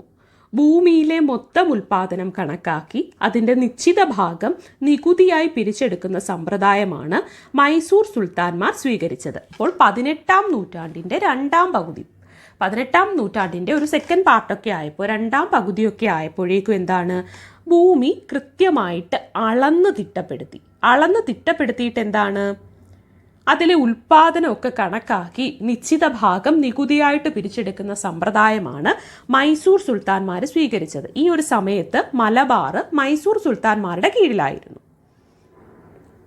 പിന്നീട് ബ്രിട്ടീഷുകാരെന്താണ്, ഭൂസർവേ നടത്തി ഓരോ ഭൂമിയെയും ഏക്കർ, സെന്റ് എന്നിവ തിരിച്ച് സർവേ നമ്പർ കൊടുത്ത് എന്ത് ചെയ്തു, രേഖപ്പെടുത്തി. അപ്പോൾ ആ ഒരു നമ്മൾ ഈ ഏക്കർ, സെന്റ് അതുപോലെ തിരിക്കുക, സർവേ നമ്പർ കൊടുക്കുക, ആ ഒരു സമയത്തേക്ക് എത്തപ്പെട്ടത് എങ്ങനെയാണെന്ന് മനസ്സിലായില്ലേ? ആദ്യ കാലഘട്ടത്തിൽ എന്തായിരുന്നു, ആരുടെയൊക്കെ കൈകളിലായിരുന്നു ഭൂമിയുടെ അവകാശം? അതിനനുസരിച്ച് ആ ഭൂമിയെ അറിയപ്പെട്ട പേരുകൾ നമ്മൾ പറഞ്ഞു, ദേവസ്വവും ബ്രഹ്മസ്വവും ഒക്കെ നമ്മൾ പറഞ്ഞു. അത് കഴിഞ്ഞ് എന്താണ്, 18-ാം നൂറ്റാണ്ടിൻ്റെ ഒരു 2-ാം പകുതിയൊക്കെ ആയപ്പോഴേക്കാണ് കൃത്യമായിട്ട് ഭൂമി അളന്ന് തിരിക്കാനൊക്കെ തുടങ്ങിയത്, തിട്ടപ്പെടുത്താനൊക്കെ തുടങ്ങിയത്. ആ സമയത്താണ് എന്ത്, മലബാർ ആരുടെ കീഴിലായിരുന്നു? മൈസൂർ സുൽത്താൻമാരുടെ കീഴിലായിരുന്നു.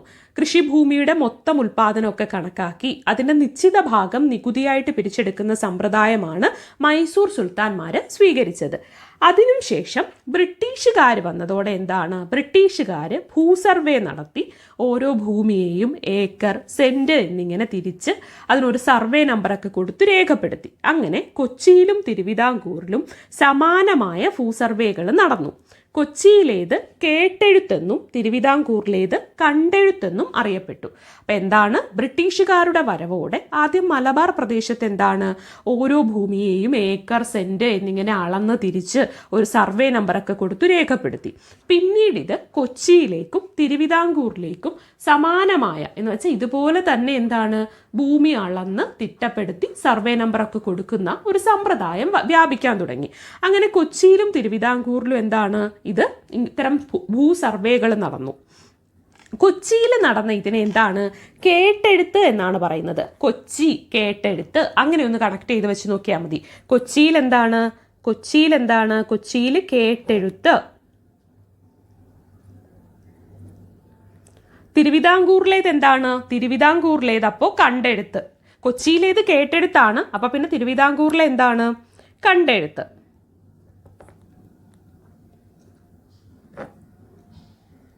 കൊച്ചിയിലേത് കേട്ടെഴുത്താണെങ്കിൽ തിരുവിതാംകൂറിലേത് എന്താണ്, കണ്ടെഴുത്ത് എന്നും അറിയപ്പെട്ടു. ഇപ്രകാരം തിട്ടപ്പെടുത്തിയ ഭൂമിയിന്മേൽ എന്താണ്, നിശ്ചിത നികുതി ഏർപ്പെടുത്താൻ തുടങ്ങി ബ്രിട്ടീഷുകാർ. അപ്പോൾ നമ്മൾ പറഞ്ഞത് ഇത്രയേ ഉള്ളൂ. നമ്മൾ വെറുമ്പാട്ട സമ്പ്രദായം, കാണം, ഒറ്റി, കുഴിക്കാണം ഇതൊക്കെ എന്താണെന്ന് പറഞ്ഞു. അത് കഴിഞ്ഞ് നമ്മൾ പറയുന്നു 18-ാം നൂറ്റാണ്ടിൻ്റെ 2-ാം പകുതിയൊക്കെ ആയപ്പോഴേക്കാണ് ഭൂമി അളന്ന് തിട്ടപ്പെടുത്തി തുടങ്ങിയത്. മലബാറിൽ ഇക്കാലത്ത് മൈസൂർ സുൽത്താൻമാരുടെ കീഴിലായിരുന്നു മലബാർ. അവിടെ എന്താണ്, കൃഷിഭൂമിയിലെ മൊത്തം ഉൽപാദനം കണക്കാക്കി അതിൻ്റെ നിശ്ചിത ഭാഗം നികുതിയായിട്ട് പിരിച്ചെടുക്കുന്ന സമ്പ്രദായമാണ് മൈസൂർ സുൽത്താൻമാർ സ്വീകരിച്ചത്. അതിനുശേഷം ബ്രിട്ടീഷുകാർ ഭൂസർവേ നടത്തി ഓരോ ഭൂമിയെയും ഏക്കർ, സെന്റ് എന്നിങ്ങനെ തിരിച്ച് സർവേ നമ്പറൊക്കെ കൊടുത്ത് രേഖപ്പെടുത്തി. പിന്നീട് അത് കൊച്ചിയിലേക്കും തിരുവിതാംകൂറിലേക്കും സമാനമായിട്ടുള്ള ഭൂസർവേകൾ നടന്നു. കൊച്ചിയിലേത് നമ്മൾ കേട്ടെഴുത്തെന്നും തിരുവിതാംകൂറിലേത് കണ്ടെഴുത്തെന്നും അറിയപ്പെട്ടു. ഇങ്ങനെ ഇപ്രകാരം തിട്ടപ്പെടുത്തിയ ഭൂമിയിന്മേൽ എന്താണ്, നിശ്ചിത നികുതി ഏർപ്പെടുത്താനും തുടങ്ങി. ഇവിടെ ഒരു ബോക്സിലായിട്ട് എന്താണ് പാഠഭാഗത്ത് ഇങ്ങനെയാണ് പറയുന്നത്, ഒരു മുത്തശ്ശി അക്കാലത്തെ വിത്തുകളെ പറ്റിയിട്ടൊക്കെ പറഞ്ഞിട്ടുള്ള കാര്യങ്ങളാണ് ഒരു ബോക്സിലായിട്ട് കൊടുത്തിട്ടുള്ളത്. നമുക്ക് കൃഷിയിലേക്കും തൊഴിൽ കൂട്ടങ്ങളിലേക്കും ഒന്ന് ഡീറ്റെയിൽ ആയിട്ട് നോക്കുകയാണെങ്കിൽ വയൽ, പറമ്പ്, പുരയിടങ്ങൾ, മലമ്പ്രദേശങ്ങൾ എന്നിവിടങ്ങളിൽ അക്കാലത്ത് കൃഷി ചെയ്തിരുന്നു. വയൽ, പറമ്പ്, പുരയിടങ്ങൾ, മലമ്പ്രദേശങ്ങൾ എന്നിവിടങ്ങളിൽ അക്കാലത്ത് കൃഷി ചെയ്തിരുന്നു. നെല്ലായിരുന്നു വയലിൽ ഉൽപ്പാദിപ്പിച്ച പ്രധാന വിള. ആ കാലഘട്ടത്തിൽ വയലിലും പറമ്പിലും പുരയിടങ്ങളിലും മലമ്പ്രദേശങ്ങളിലും ഒക്കെ കൃഷി ചെയ്യുന്നുണ്ടായിരുന്നു. നെല്ലായിരുന്നു വയലിൽ ഉൽപ്പാദിപ്പിച്ച പ്രധാനപ്പെട്ട വിള. നെല്ലായിരുന്നു വയലിൽ ഉൽപ്പാദിപ്പിച്ചിരുന്ന പ്രധാനപ്പെട്ട വിള.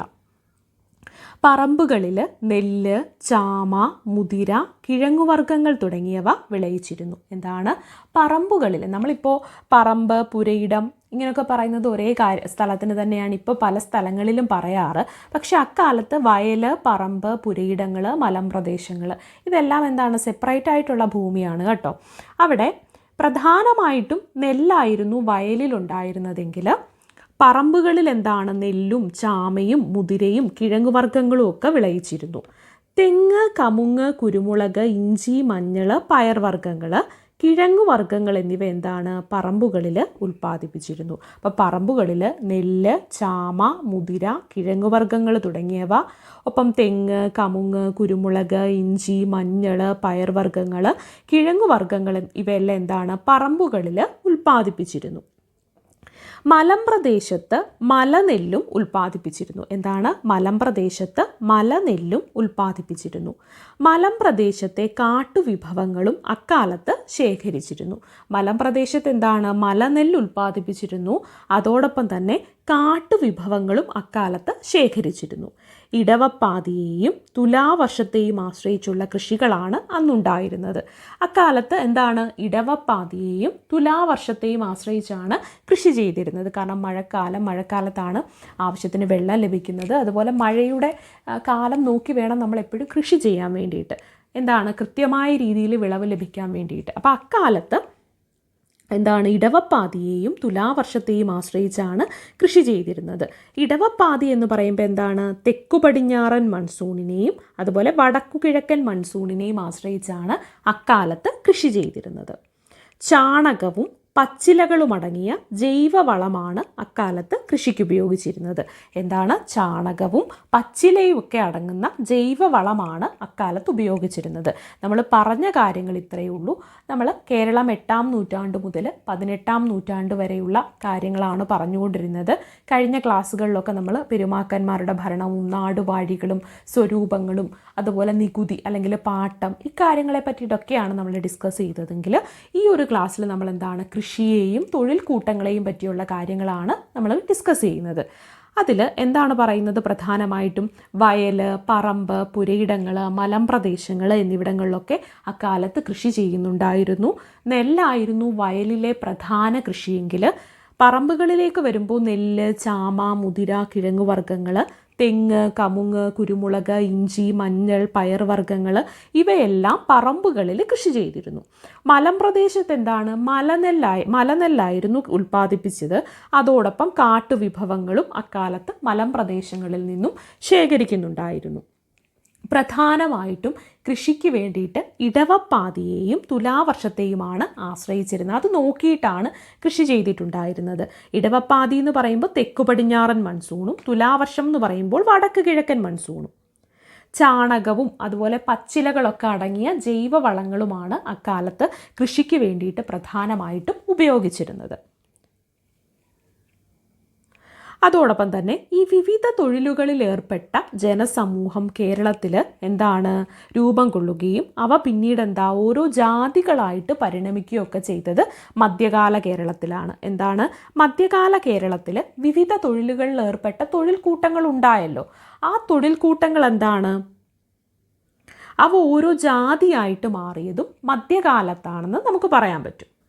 ഇത്രയേ പറഞ്ഞുള്ളൂ. വിവിധ തൊഴിലുകളിൽ ഏർപ്പെട്ട ജനസമൂഹം കേരളത്തിൽ രൂപം കൊണ്ടതും അവർ ഓരോ ജാതിയായിട്ട് പരിണമിച്ചതുമൊക്കെ മധ്യകാലത്താണ്.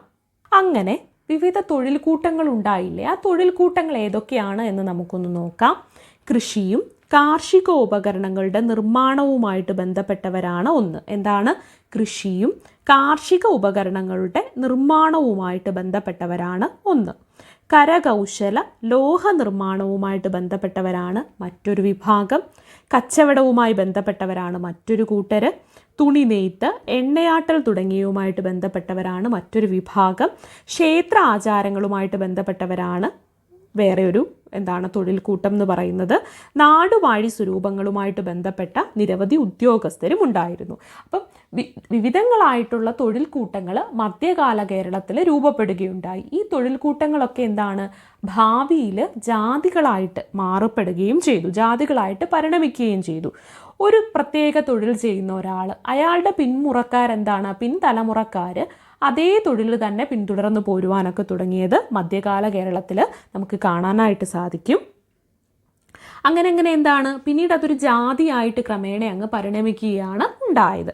ഇവിടെ കൃഷിയും കാർഷിക ഉപകരണങ്ങളുടെ നിർമ്മാണവുമായിട്ട് ബന്ധപ്പെട്ട ഒരു വിഭാഗം തൊഴിൽ കൂട്ടമുണ്ടായിരുന്നു. കൃഷിയും കാർഷിക ഉപകരണങ്ങളുടെ നിർമ്മാണവുമായിട്ട് ബന്ധപ്പെട്ട ഒരു വിഭാഗം തൊഴിൽ കൂട്ടമുണ്ടായിരുന്നു. കരകൗശല ലോഹ നിർമ്മാണവുമായിട്ട് ബന്ധപ്പെട്ട മറ്റൊരു വിഭാഗം. കരകൗശല ലോഹ നിർമ്മാണവുമായിട്ട് ബന്ധപ്പെട്ട മറ്റൊരു വിഭാഗം.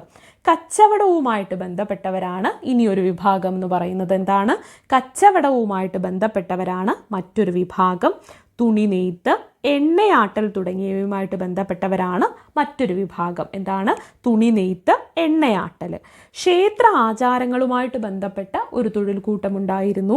അതുപോലെ നാടുവാഴി സ്വരൂപങ്ങളുമായിട്ട് ബന്ധപ്പെട്ട നിരവധി ഉദ്യോഗസ്ഥരുണ്ടായിരുന്നു. ഇങ്ങനെ വിവിധങ്ങളായിട്ടുള്ള തൊഴിൽ കൂട്ടങ്ങളാണ് മധ്യകാല കേരളത്തിൽ നമുക്ക് കാണാൻ കഴിയുന്നത്. നമ്മൾ പറഞ്ഞത് ഇത്രയേ ഉള്ളൂ. മധ്യകാല കേരളത്തിൽ വിവിധങ്ങളായ തൊഴിൽ കൂട്ടങ്ങളുണ്ടായി. കൃഷിയെയും അതുമായി ബന്ധപ്പെട്ട പ്രവർത്തനങ്ങളിലൊക്കെ വ്യാപൃതരാകുന്നതുമായിട്ട് ബന്ധപ്പെട്ട വിവിധങ്ങളായ തൊഴിൽ കൂട്ടങ്ങളുണ്ടായി. ഈ തൊഴിൽ കൂട്ടങ്ങൾ ഈ തൊഴിൽ കൂട്ടങ്ങൾ ക്രമേണ ജാതികളായിട്ട് പരിണമിച്ചു. ഒരു തലമുറയിൽപ്പെട്ട ആൾ ഒരു തൊഴിൽ ചെയ്യുന്നെങ്കിൽ അയാളുടെ പിൻതലമുറക്കാരൊക്കെ അയാൾ ചെയ്ത അതേ തൊഴിൽ തന്നെ പിന്തുടരാനായിട്ട് തുടങ്ങി. അങ്ങനെ ജാതിയായിട്ട് അങ്ങ് പരിണമിക്കുകയും ചെയ്തു. ഇതൊക്കെ മധ്യകാല കേരളത്തിൽ നമുക്ക് കാണാനായിട്ട് സാധിക്കും. മധ്യകാല കേരളത്തിലെ പ്രധാനപ്പെട്ട കുറച്ച് തൊഴിൽ കൂട്ടങ്ങളാണ് നമ്മൾ നോക്കുന്നത്. ഒന്ന്, കൃഷിയും കാർഷിക ഉപകരണങ്ങളുടെ നിർമ്മാണവുമായിട്ട് ബന്ധപ്പെട്ടവരാണ്. കൃഷിയും കാർഷിക ഉപകരണങ്ങളുടെ നിർമ്മാണവുമായിട്ട് ബന്ധപ്പെട്ടവർ. കരകൗശല ലോഹ നിർമ്മാണവുമായിട്ട് ബന്ധപ്പെട്ടവരാണ് മറ്റൊരു വിഭാഗം. കച്ചവടവുമായിട്ട് ബന്ധപ്പെട്ടവർ, തുണി നെയ്ത്ത്, എണ്ണയാട്ടൽ തുടങ്ങിയവയുമായിട്ട് ബന്ധപ്പെട്ടവർ, ക്ഷേത്ര ആചാരങ്ങളുമായിട്ട് ബന്ധപ്പെട്ടവർ, നാടുവാഴി സ്വരൂപങ്ങളുമായിട്ട് ബന്ധപ്പെട്ട നിരവധി ഉദ്യോഗസ്ഥർ. ഇത്രയുമാണ് വിവിധങ്ങളായിട്ടുള്ള തൊഴിൽ കൂട്ടങ്ങളെന്ന് പറയുന്നത്. ഇങ്ങനെ ഒരു പ്രത്യേക തൊഴിൽ ചെയ്തവരുടെ പിന്മുറക്കാരും അതേ തൊഴിൽ പിന്തുടർന്നു. ഒരേ ജോലികൾ ചെയ്തു പോകുന്നവരുടെ കൂട്ടങ്ങൾ ക്രമേണ ഒരേ ജാതിയായിട്ട് പരിണമിച്ചു. ഒരേ ജോലി ചെയ്യുന്ന ഒരു 50 പേരുണ്ടാവും. അവരുടെ ആ കൂട്ടം പിന്നീട് ക്രമേണ അതൊരു ജാതിയായിട്ടങ്ങ് പരിണമിക്കുകയാണ് ഉണ്ടായത്. വയലിൽ കൃഷി ചെയ്തിരുന്ന അടിയാളർ മധ്യകാലത്തെ ജാതി ശ്രേണിയിൽ ഏറ്റവും താഴെ തട്ടിലും ബ്രാഹ്മണർ ഏറ്റവും മുകളിലായിരുന്നു. ബ്രാഹ്മണർ എങ്ങനെയാണ്? ബ്രാഹ്മണർ തൊഴിൽ തട്ടിൽ ഏറ്റവും ഉയർന്ന ജാതിയായിട്ട് മാറി. ഏറ്റവും ആദ്യത്തത് അവരായി. അടിയാളർ അവർ ഏറ്റവും താഴെ തട്ടിലുള്ളവരായിട്ട് മാറി.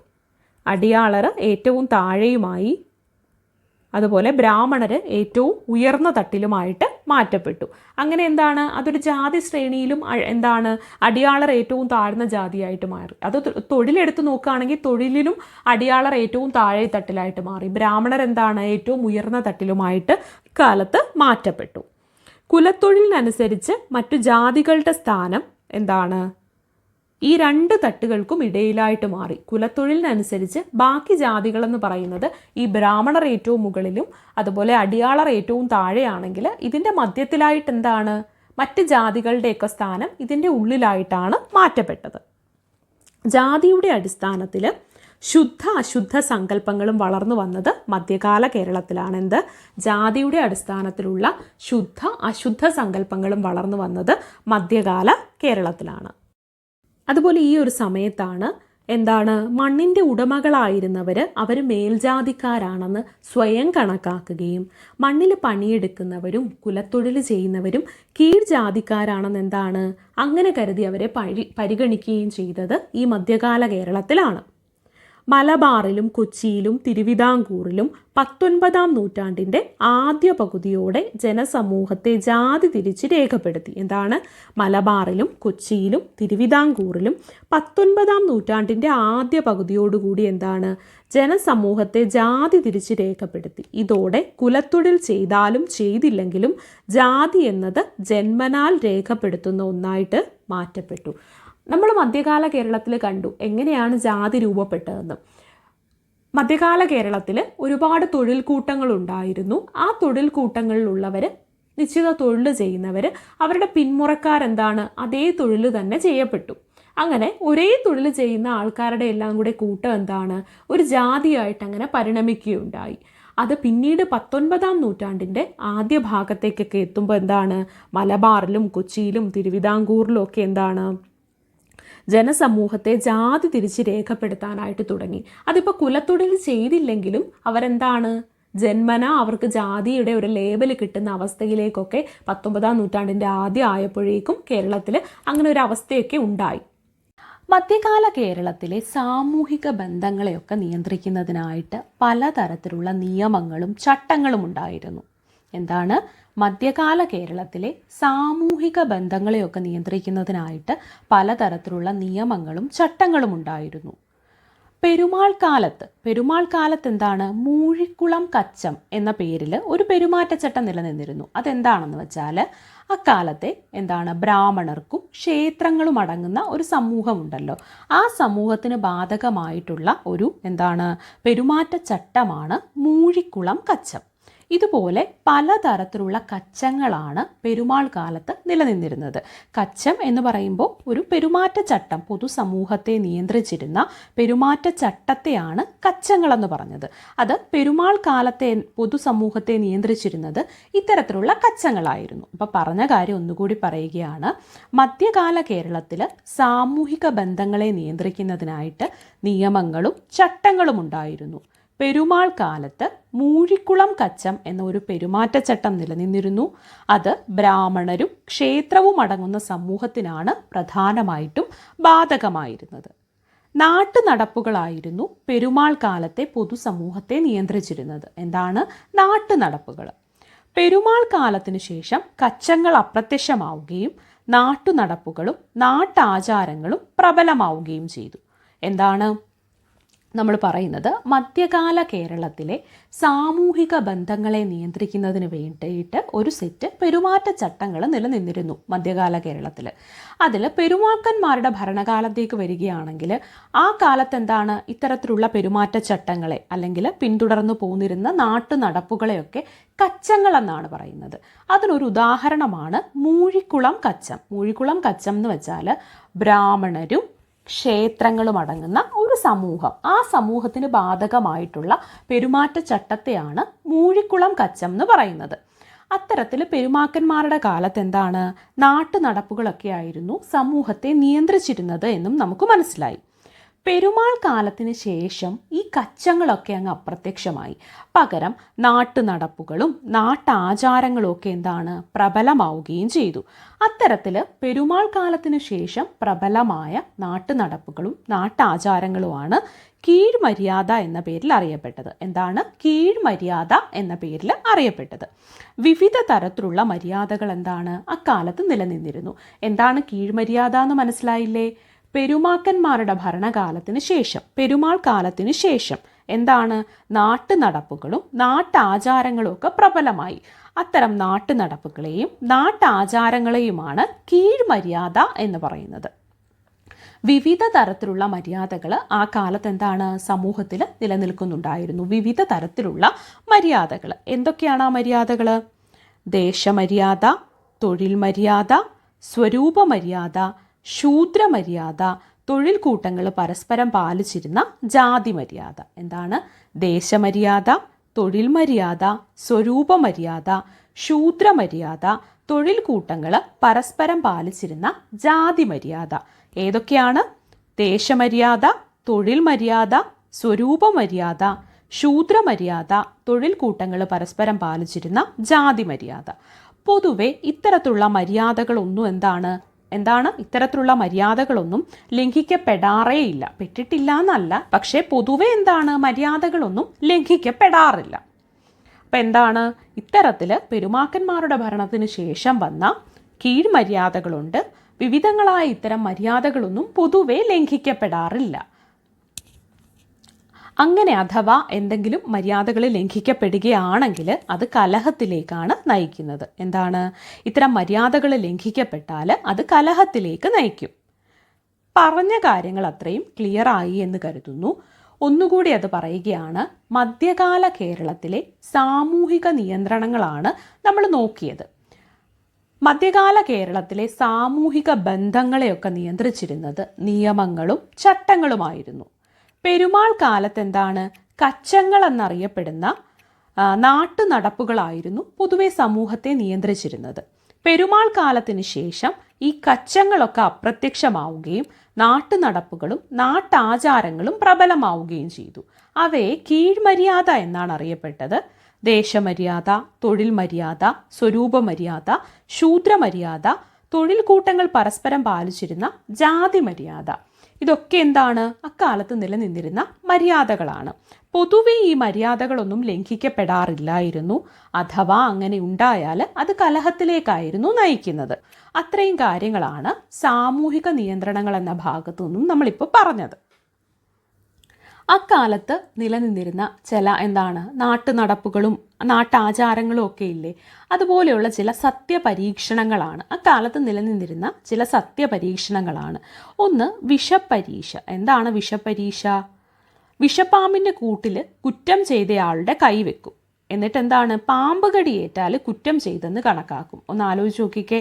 വിഷപ്പാമ്പുള്ള കൂട്ടിലേക്ക് കുറ്റം ചെയ്ത ആളുടെ കൈവെക്കുന്നു. അപ്പോൾ അതിൽ പാമ്പ് കടിയേറ്റാൽ അയാൾ കുറ്റം ചെയ്തെന്ന് കണക്കാക്കും. അതുപോലെ ജലപരീക്ഷ.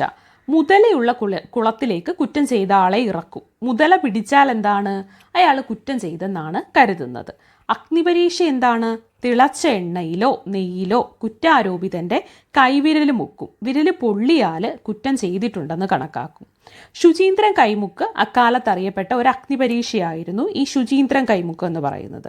തൂക്കുപരീക്ഷ. കുറ്റം ചെയ്ത ആളെ ആദ്യം ത്രാസിലിരുത്തി തൂക്കിയ ശേഷം അയാൾ ചെയ്ത കുറ്റങ്ങൾ എഴുതിയ താളിയോല ദേഹത്ത് ചേർത്ത് വെച്ച് വീണ്ടും തൂക്കും. തൂക്കം ആദ്യത്തേതിനേക്കാൾ കൂടുതലായാൽ എന്ത് ചെയ്യും? ശിക്ഷ ലഭിക്കും. വളരെ വിചിത്രങ്ങളായിട്ടുള്ള ആചാരങ്ങളൊക്കെ ആയിരുന്നു. വിഷപ്പാമ്പിൻ്റെ കൂട്ടിലേക്ക് കുറ്റം ചെയ്ത ആളുടെ കൈ വെക്കുമ്പോൾ പാമ്പ് കടിക്കുകയാണെങ്കിൽ അയാൾ കുറ്റം ചെയ്തു. അതുപോലെ മുതലയുള്ള കുളത്തിലേക്ക് കുറ്റം ചെയ്ത ആളെ ഇറക്കുമ്പോൾ മുതല പിടിക്കുകയാണെങ്കിൽ അയാൾ കുറ്റം ചെയ്തു. തിളച്ച എണ്ണയിലോ നെയ്യിലോ ഒക്കെ കൈവിരൽ മുക്കുമ്പോൾ അത് പൊള്ളുവാണെങ്കിൽ അയാൾ കുറ്റം ചെയ്തു. അതുപോലെ തന്നെ കുറ്റം ചെയ്ത ആളെ ത്രാസിലിരുത്തി തൂക്കിയിട്ട് അയാൾ ചെയ്ത കുറ്റങ്ങൾ എഴുതിയ താളിയോല അയാളുടെ ദേഹത്ത് കെട്ടി വീണ്ടും തൂക്കുമ്പോൾ തൂക്കം കൂടുകയാണെങ്കിൽ അയാൾ കുറ്റം ചെയ്തു. ഇതൊക്കെയായിരുന്നു അക്കാലത്തെ സത്യപരീക്ഷണങ്ങൾ അല്ലെങ്കിൽ നാട്ടാചാരങ്ങളെന്നൊക്കെ നമുക്ക് പറയാൻ കഴിയും. അതുപോലെ ഇവിടെ ശ്രദ്ധിക്കേണ്ട ഒരു കാര്യം, ഇത്തരം പരീക്ഷണങ്ങൾ നമ്മൾ പറഞ്ഞില്ലേ, ഇതിൽ ഈ താളിയോലയിൽ എഴുതിയുള്ള തൂക്കുപരീക്ഷയില്ലേ, ഈ തൂക്കുപരീക്ഷ എന്ന് പറയുന്നത് ബ്രാഹ്മണരടക്കമുള്ള മേലാളന്മാർക്കാണ് നടത്തിയിരുന്നത്. മറ്റു പരീക്ഷണങ്ങൾ അത് അവർണഗണത്തിൽപ്പെട്ട ജാതി സമൂഹത്തിന് മൊത്തമായിട്ട് ബാധകമായിരുന്നു. മറ്റു പരീക്ഷണങ്ങൾ താളിയോല എഴുതി തൂക്കുക എന്നുള്ളത് മാത്രമാണ് പ്രധാനമായിട്ടും മേലാളന്മാർക്ക് ചെയ്തിരുന്നത്. ബാക്കിയൊക്കെ താഴ്ന്ന ജാതിയിലെന്ന് പറയപ്പെടുന്ന ജനവിഭാഗത്തിനാണ് ബാക്കി പരീക്ഷണങ്ങളൊക്കെ നടത്തിയിട്ടുണ്ടായിരുന്നത്. അതുപോലെ തന്നെ സവർണനും അവർണനും നൽകിയിരുന്ന ശിക്ഷകളിൽ ഏറ്റക്കുറച്ചിലുകളും ഉണ്ടായിരുന്നു ഈ കാലത്ത് മധ്യകാല കേരളത്തിൽ. ബ്രിട്ടീഷുകാരുടെ ഭരണകാലം വരെ മേൽപ്പറഞ്ഞ നാട്ടുവഴക്കങ്ങളാണ് സമൂഹത്തിൽ നിലനിന്നിരുന്നത്. 19-ാം നൂറ്റാണ്ടോടെ ഏകീകൃതമായ നിയമങ്ങൾ നിലവിൽ വന്നു. പ്രാചീന കാലത്ത് കേരളം എന്ന് പറയുന്നത് തമിഴകത്തിൻ്റെ ഭാഗമായിരുന്നു. തമിഴിൻ്റെ സ്വാധീനം പ്രകടമായിട്ടുള്ളതും സംസ്കൃതം കലർന്നതുമായിട്ടുള്ള ഒരു മലയാള ഭാഷയാണ്. അതുകൊണ്ട് തന്നെ മധ്യകാല കേരളത്തിൽ ഉണ്ടായിരുന്നത്. അപ്പോൾ പ്രാചീന കേരളം എന്ന് പറയുന്നത് തമിഴകത്തിൻ്റെ ഭാഗമായിരുന്നു. തമിഴിൻ്റെ സ്വാധീനം പ്രകടമായിട്ടുള്ളതും സംസ്കൃതം കലർന്നതുമായിട്ടുള്ള രൂപമായിരുന്നു എന്തിന് മധ്യകാല കേരളത്തിലെ മലയാള ഭാഷയ്ക്കുണ്ടായിരുന്നത്. 9-ാം നൂറ്റാണ്ട് മുതൽ വട്ടെഴുത്തിൽ എഴുതിയ ലിഖിതങ്ങളിലാണ് ഈ രീതിയിലുള്ള മലയാള ഭാഷ കാണാൻ കഴിയുന്നത്. എങ്ങനെയാണ്? 9-ാം നൂറ്റാണ്ടൊക്കെ ആയപ്പോഴേക്കും വട്ടെഴുത്തിൽ എഴുതിയ ലിഖിതങ്ങളിലാണ് നമുക്ക് ഈ സംസ്കൃതത്തിൻ്റെയും തമിഴിൻ്റെയും ഒക്കെ സ്വാധീനം പ്രകടമായിട്ടുള്ള മലയാള ഭാഷ കാണാൻ കഴിയുന്നത്. അതുപോലെ തന്നെ നമ്മൾ കഴിഞ്ഞ ക്ലാസ്സുകളിൽ പറഞ്ഞിട്ടുണ്ടായിരുന്ന തരിസാപ്പള്ളി, തിരുനെല്ലി ലിഖിതങ്ങളിലൊക്കെ എന്താണ് നമുക്കിങ്ങനെ സംസ്കൃതവും തമിഴും കലർന്ന മലയാള ഭാഷയുടെ സ്വാധീനം നമുക്ക് പ്രകടമായിട്ട് തന്നെ കാണാൻ കഴിയും. 12-ാം നൂറ്റാണ്ട് വരെയുള്ള ലിഖിതങ്ങളിൽ ഈ രൂപത്തിലുള്ള എഴുത്തുകൾ കാണാം. ഏത് രൂപത്തിലുള്ളത്? സംസ്കൃതവും തമിഴും കലർന്ന മലയാള ഭാഷയിലുള്ള എഴുത്തുകളൊക്കെ നമുക്ക് എന്താണ് 12-ാം നൂറ്റാണ്ട് വരെയുള്ള 9-ാം നൂറ്റാണ്ട് മുതൽ 12-ാം നൂറ്റാണ്ട് വരെയുള്ള ലിഖിതങ്ങളിൽ നമുക്ക് കാണാൻ സാധിക്കും. അതിനുശേഷമുള്ള എഴുത്തുകളിൽ എന്താണ് മലയാളത്തിൻ്റെ സ്വാധീനം കൂടി വന്നു. അതുവരെ സംസ്കൃതവും തമിഴും കലർന്ന ഒരു ഭാഷയായിരുന്നു മലയാളം എന്ന് പറഞ്ഞാൽ, പിന്നീട് എന്താണ് മലയാളത്തിൻ്റെ സ്വാധീനം കൂടുതലായിട്ട് നമുക്ക് കാണാൻ കഴിയും. 12-ാം നൂറ്റാണ്ടിൽ രചിക്കപ്പെട്ട രാമചരിതം മലയാളത്തിലെ ആദ്യകാല കൃതിയാണ്. മലയാളത്തിലെ ആദ്യകാല കൃതി ഏതാണ്? രാമചരിതം മലയാളത്തിലെ ആദ്യകാല കൃതിയാണ്. മലയാളത്തിലെ ഒരു ആദ്യകാല കൃതിയാണ് ഇത് രാമചരിതം എന്ന് പറയുന്നത്. രാമചരിതം, ശ്രീരാമ കവിയുടെ രാമചരിതം നമ്മൾ ഒരുപാട് കേട്ടിട്ടുള്ളതാണ്. രാമചരിതം അത്തരത്തിൽ 12-ാം നൂറ്റാണ്ടിൽ രചിക്കപ്പെട്ട, മലയാളത്തിൻ്റെ സ്വാധീനം കൂടി വന്ന കാലത്ത് രചിക്കപ്പെട്ടൊരു കൃതിയാണ് രാമചരിതം. 14-ാം നൂറ്റാണ്ടോടെ മണിപ്രവാള സാഹിത്യ കൃതികൾ രചിക്കപ്പെട്ടു. എപ്പോഴാണ്? 14-ാം നൂറ്റാണ്ടോടെ മണിപ്രവാള സാഹിത്യ കൃതികൾ രചിക്കപ്പെട്ടു. അക്കാലത്തെ പ്രധാനപ്പെട്ട മണിപ്രവാള കൃതികളാണ് ഉണ്ണുനീലി സന്ദേശം, ഉണ്ണിയച്ചി ചരിതം, ചന്ദ്രോത്സവം, അനന്തപുര വർണ്ണനം, വൈശിക തന്ത്രം. എന്തൊക്കെയാണ്? ഒരു 14-ാം നൂറ്റാണ്ടൊക്കെ ആയപ്പോഴേക്കും മണിപ്രവാള സാഹിത്യ കൃതികൾ രചിക്കപ്പെട്ടു.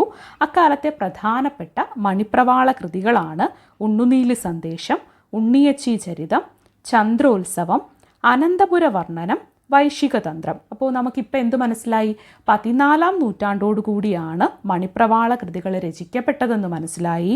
അക്കാലത്തെ പ്രധാനപ്പെട്ട മണിപ്രവാള കൃതികളാണ് ഉണ്ണുനീലി സന്ദേശം, ഉണ്ണിയച്ചി ചരിതം, ചന്ദ്രോത്സവം, അനന്തപുര വർണ്ണനം, വൈശിക തന്ത്രം മുതലായവ എന്ന് നമുക്ക് മനസ്സിലായി. മണിപ്രവാളം എന്താണ്? സംസ്കൃതം ഇടകലർത്തി മലയാളത്തിൽ രചിച്ച സാഹിത്യ കൃതികളാണ് മണിപ്രവാള കൃതികൾ. എന്താണ്? സംസ്കൃതം ഇടകലർത്തി മലയാളത്തിൽ രചിച്ച സാഹിത്യ കൃതികളാണ് മണിപ്രവാളം. മണിപ്രവാളത്തിൽ സന്ദേശകാവ്യവും ചമ്പുകാവ്യങ്ങളും, അതായത് ചമ്പുകാവ്യം എന്ന് പറയുമ്പോൾ ഗദ്യവും പദ്യവും ചേർന്ന കാവ്യങ്ങളാണ് ചമ്പുകാവ്യങ്ങൾ. അപ്പോൾ എന്താണ്? മണിപ്രവാളത്തിൽ സന്ദേശകാവ്യങ്ങളും ചമ്പുകാവ്യങ്ങളും എന്ത് ചെയ്തു? രചിക്കപ്പെട്ടിട്ടുണ്ട്. സംസ്കൃതം ഇടകലർത്തി മലയാളത്തിൽ രചിച്ച സാഹിത്യകൃതികളാണ് മണിപ്രവാളം എന്നറിയപ്പെട്ടത്. മണിപ്രവാളത്തിൽ സന്ദേശകാവ്യങ്ങളും ചമ്പുകാവ്യങ്ങളും, അതായത് ഗദ്യവും പദ്യവും ചേർന്ന കാവ്യങ്ങളും രചിക്കപ്പെട്ടു. അപ്പം ഭാഷ, സാഹിത്യം, കലാശാസ്ത്രം ഇവ മധ്യകാല കേരളത്തിൽ എങ്ങനെയായിരുന്നു എന്നാണ് നമ്മൾ നോക്കിയത്. നമുക്ക് ഇവിടെ മനസ്സിലാക്കുന്നത് പ്രാചീന കാലത്ത് എന്താണ്? കേരളം തമിഴകത്തിൻ്റെ ഭാഗമായിരുന്നു.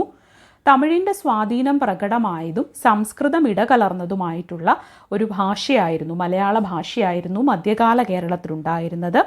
9-ാം നൂറ്റാണ്ട് മുതലുള്ള വട്ടെഴുത്തിൽ എഴുതിയ ലിഖിതങ്ങളിലൊക്കെ നമുക്ക് ഈ ഭാഷ കാണാൻ കഴിയും.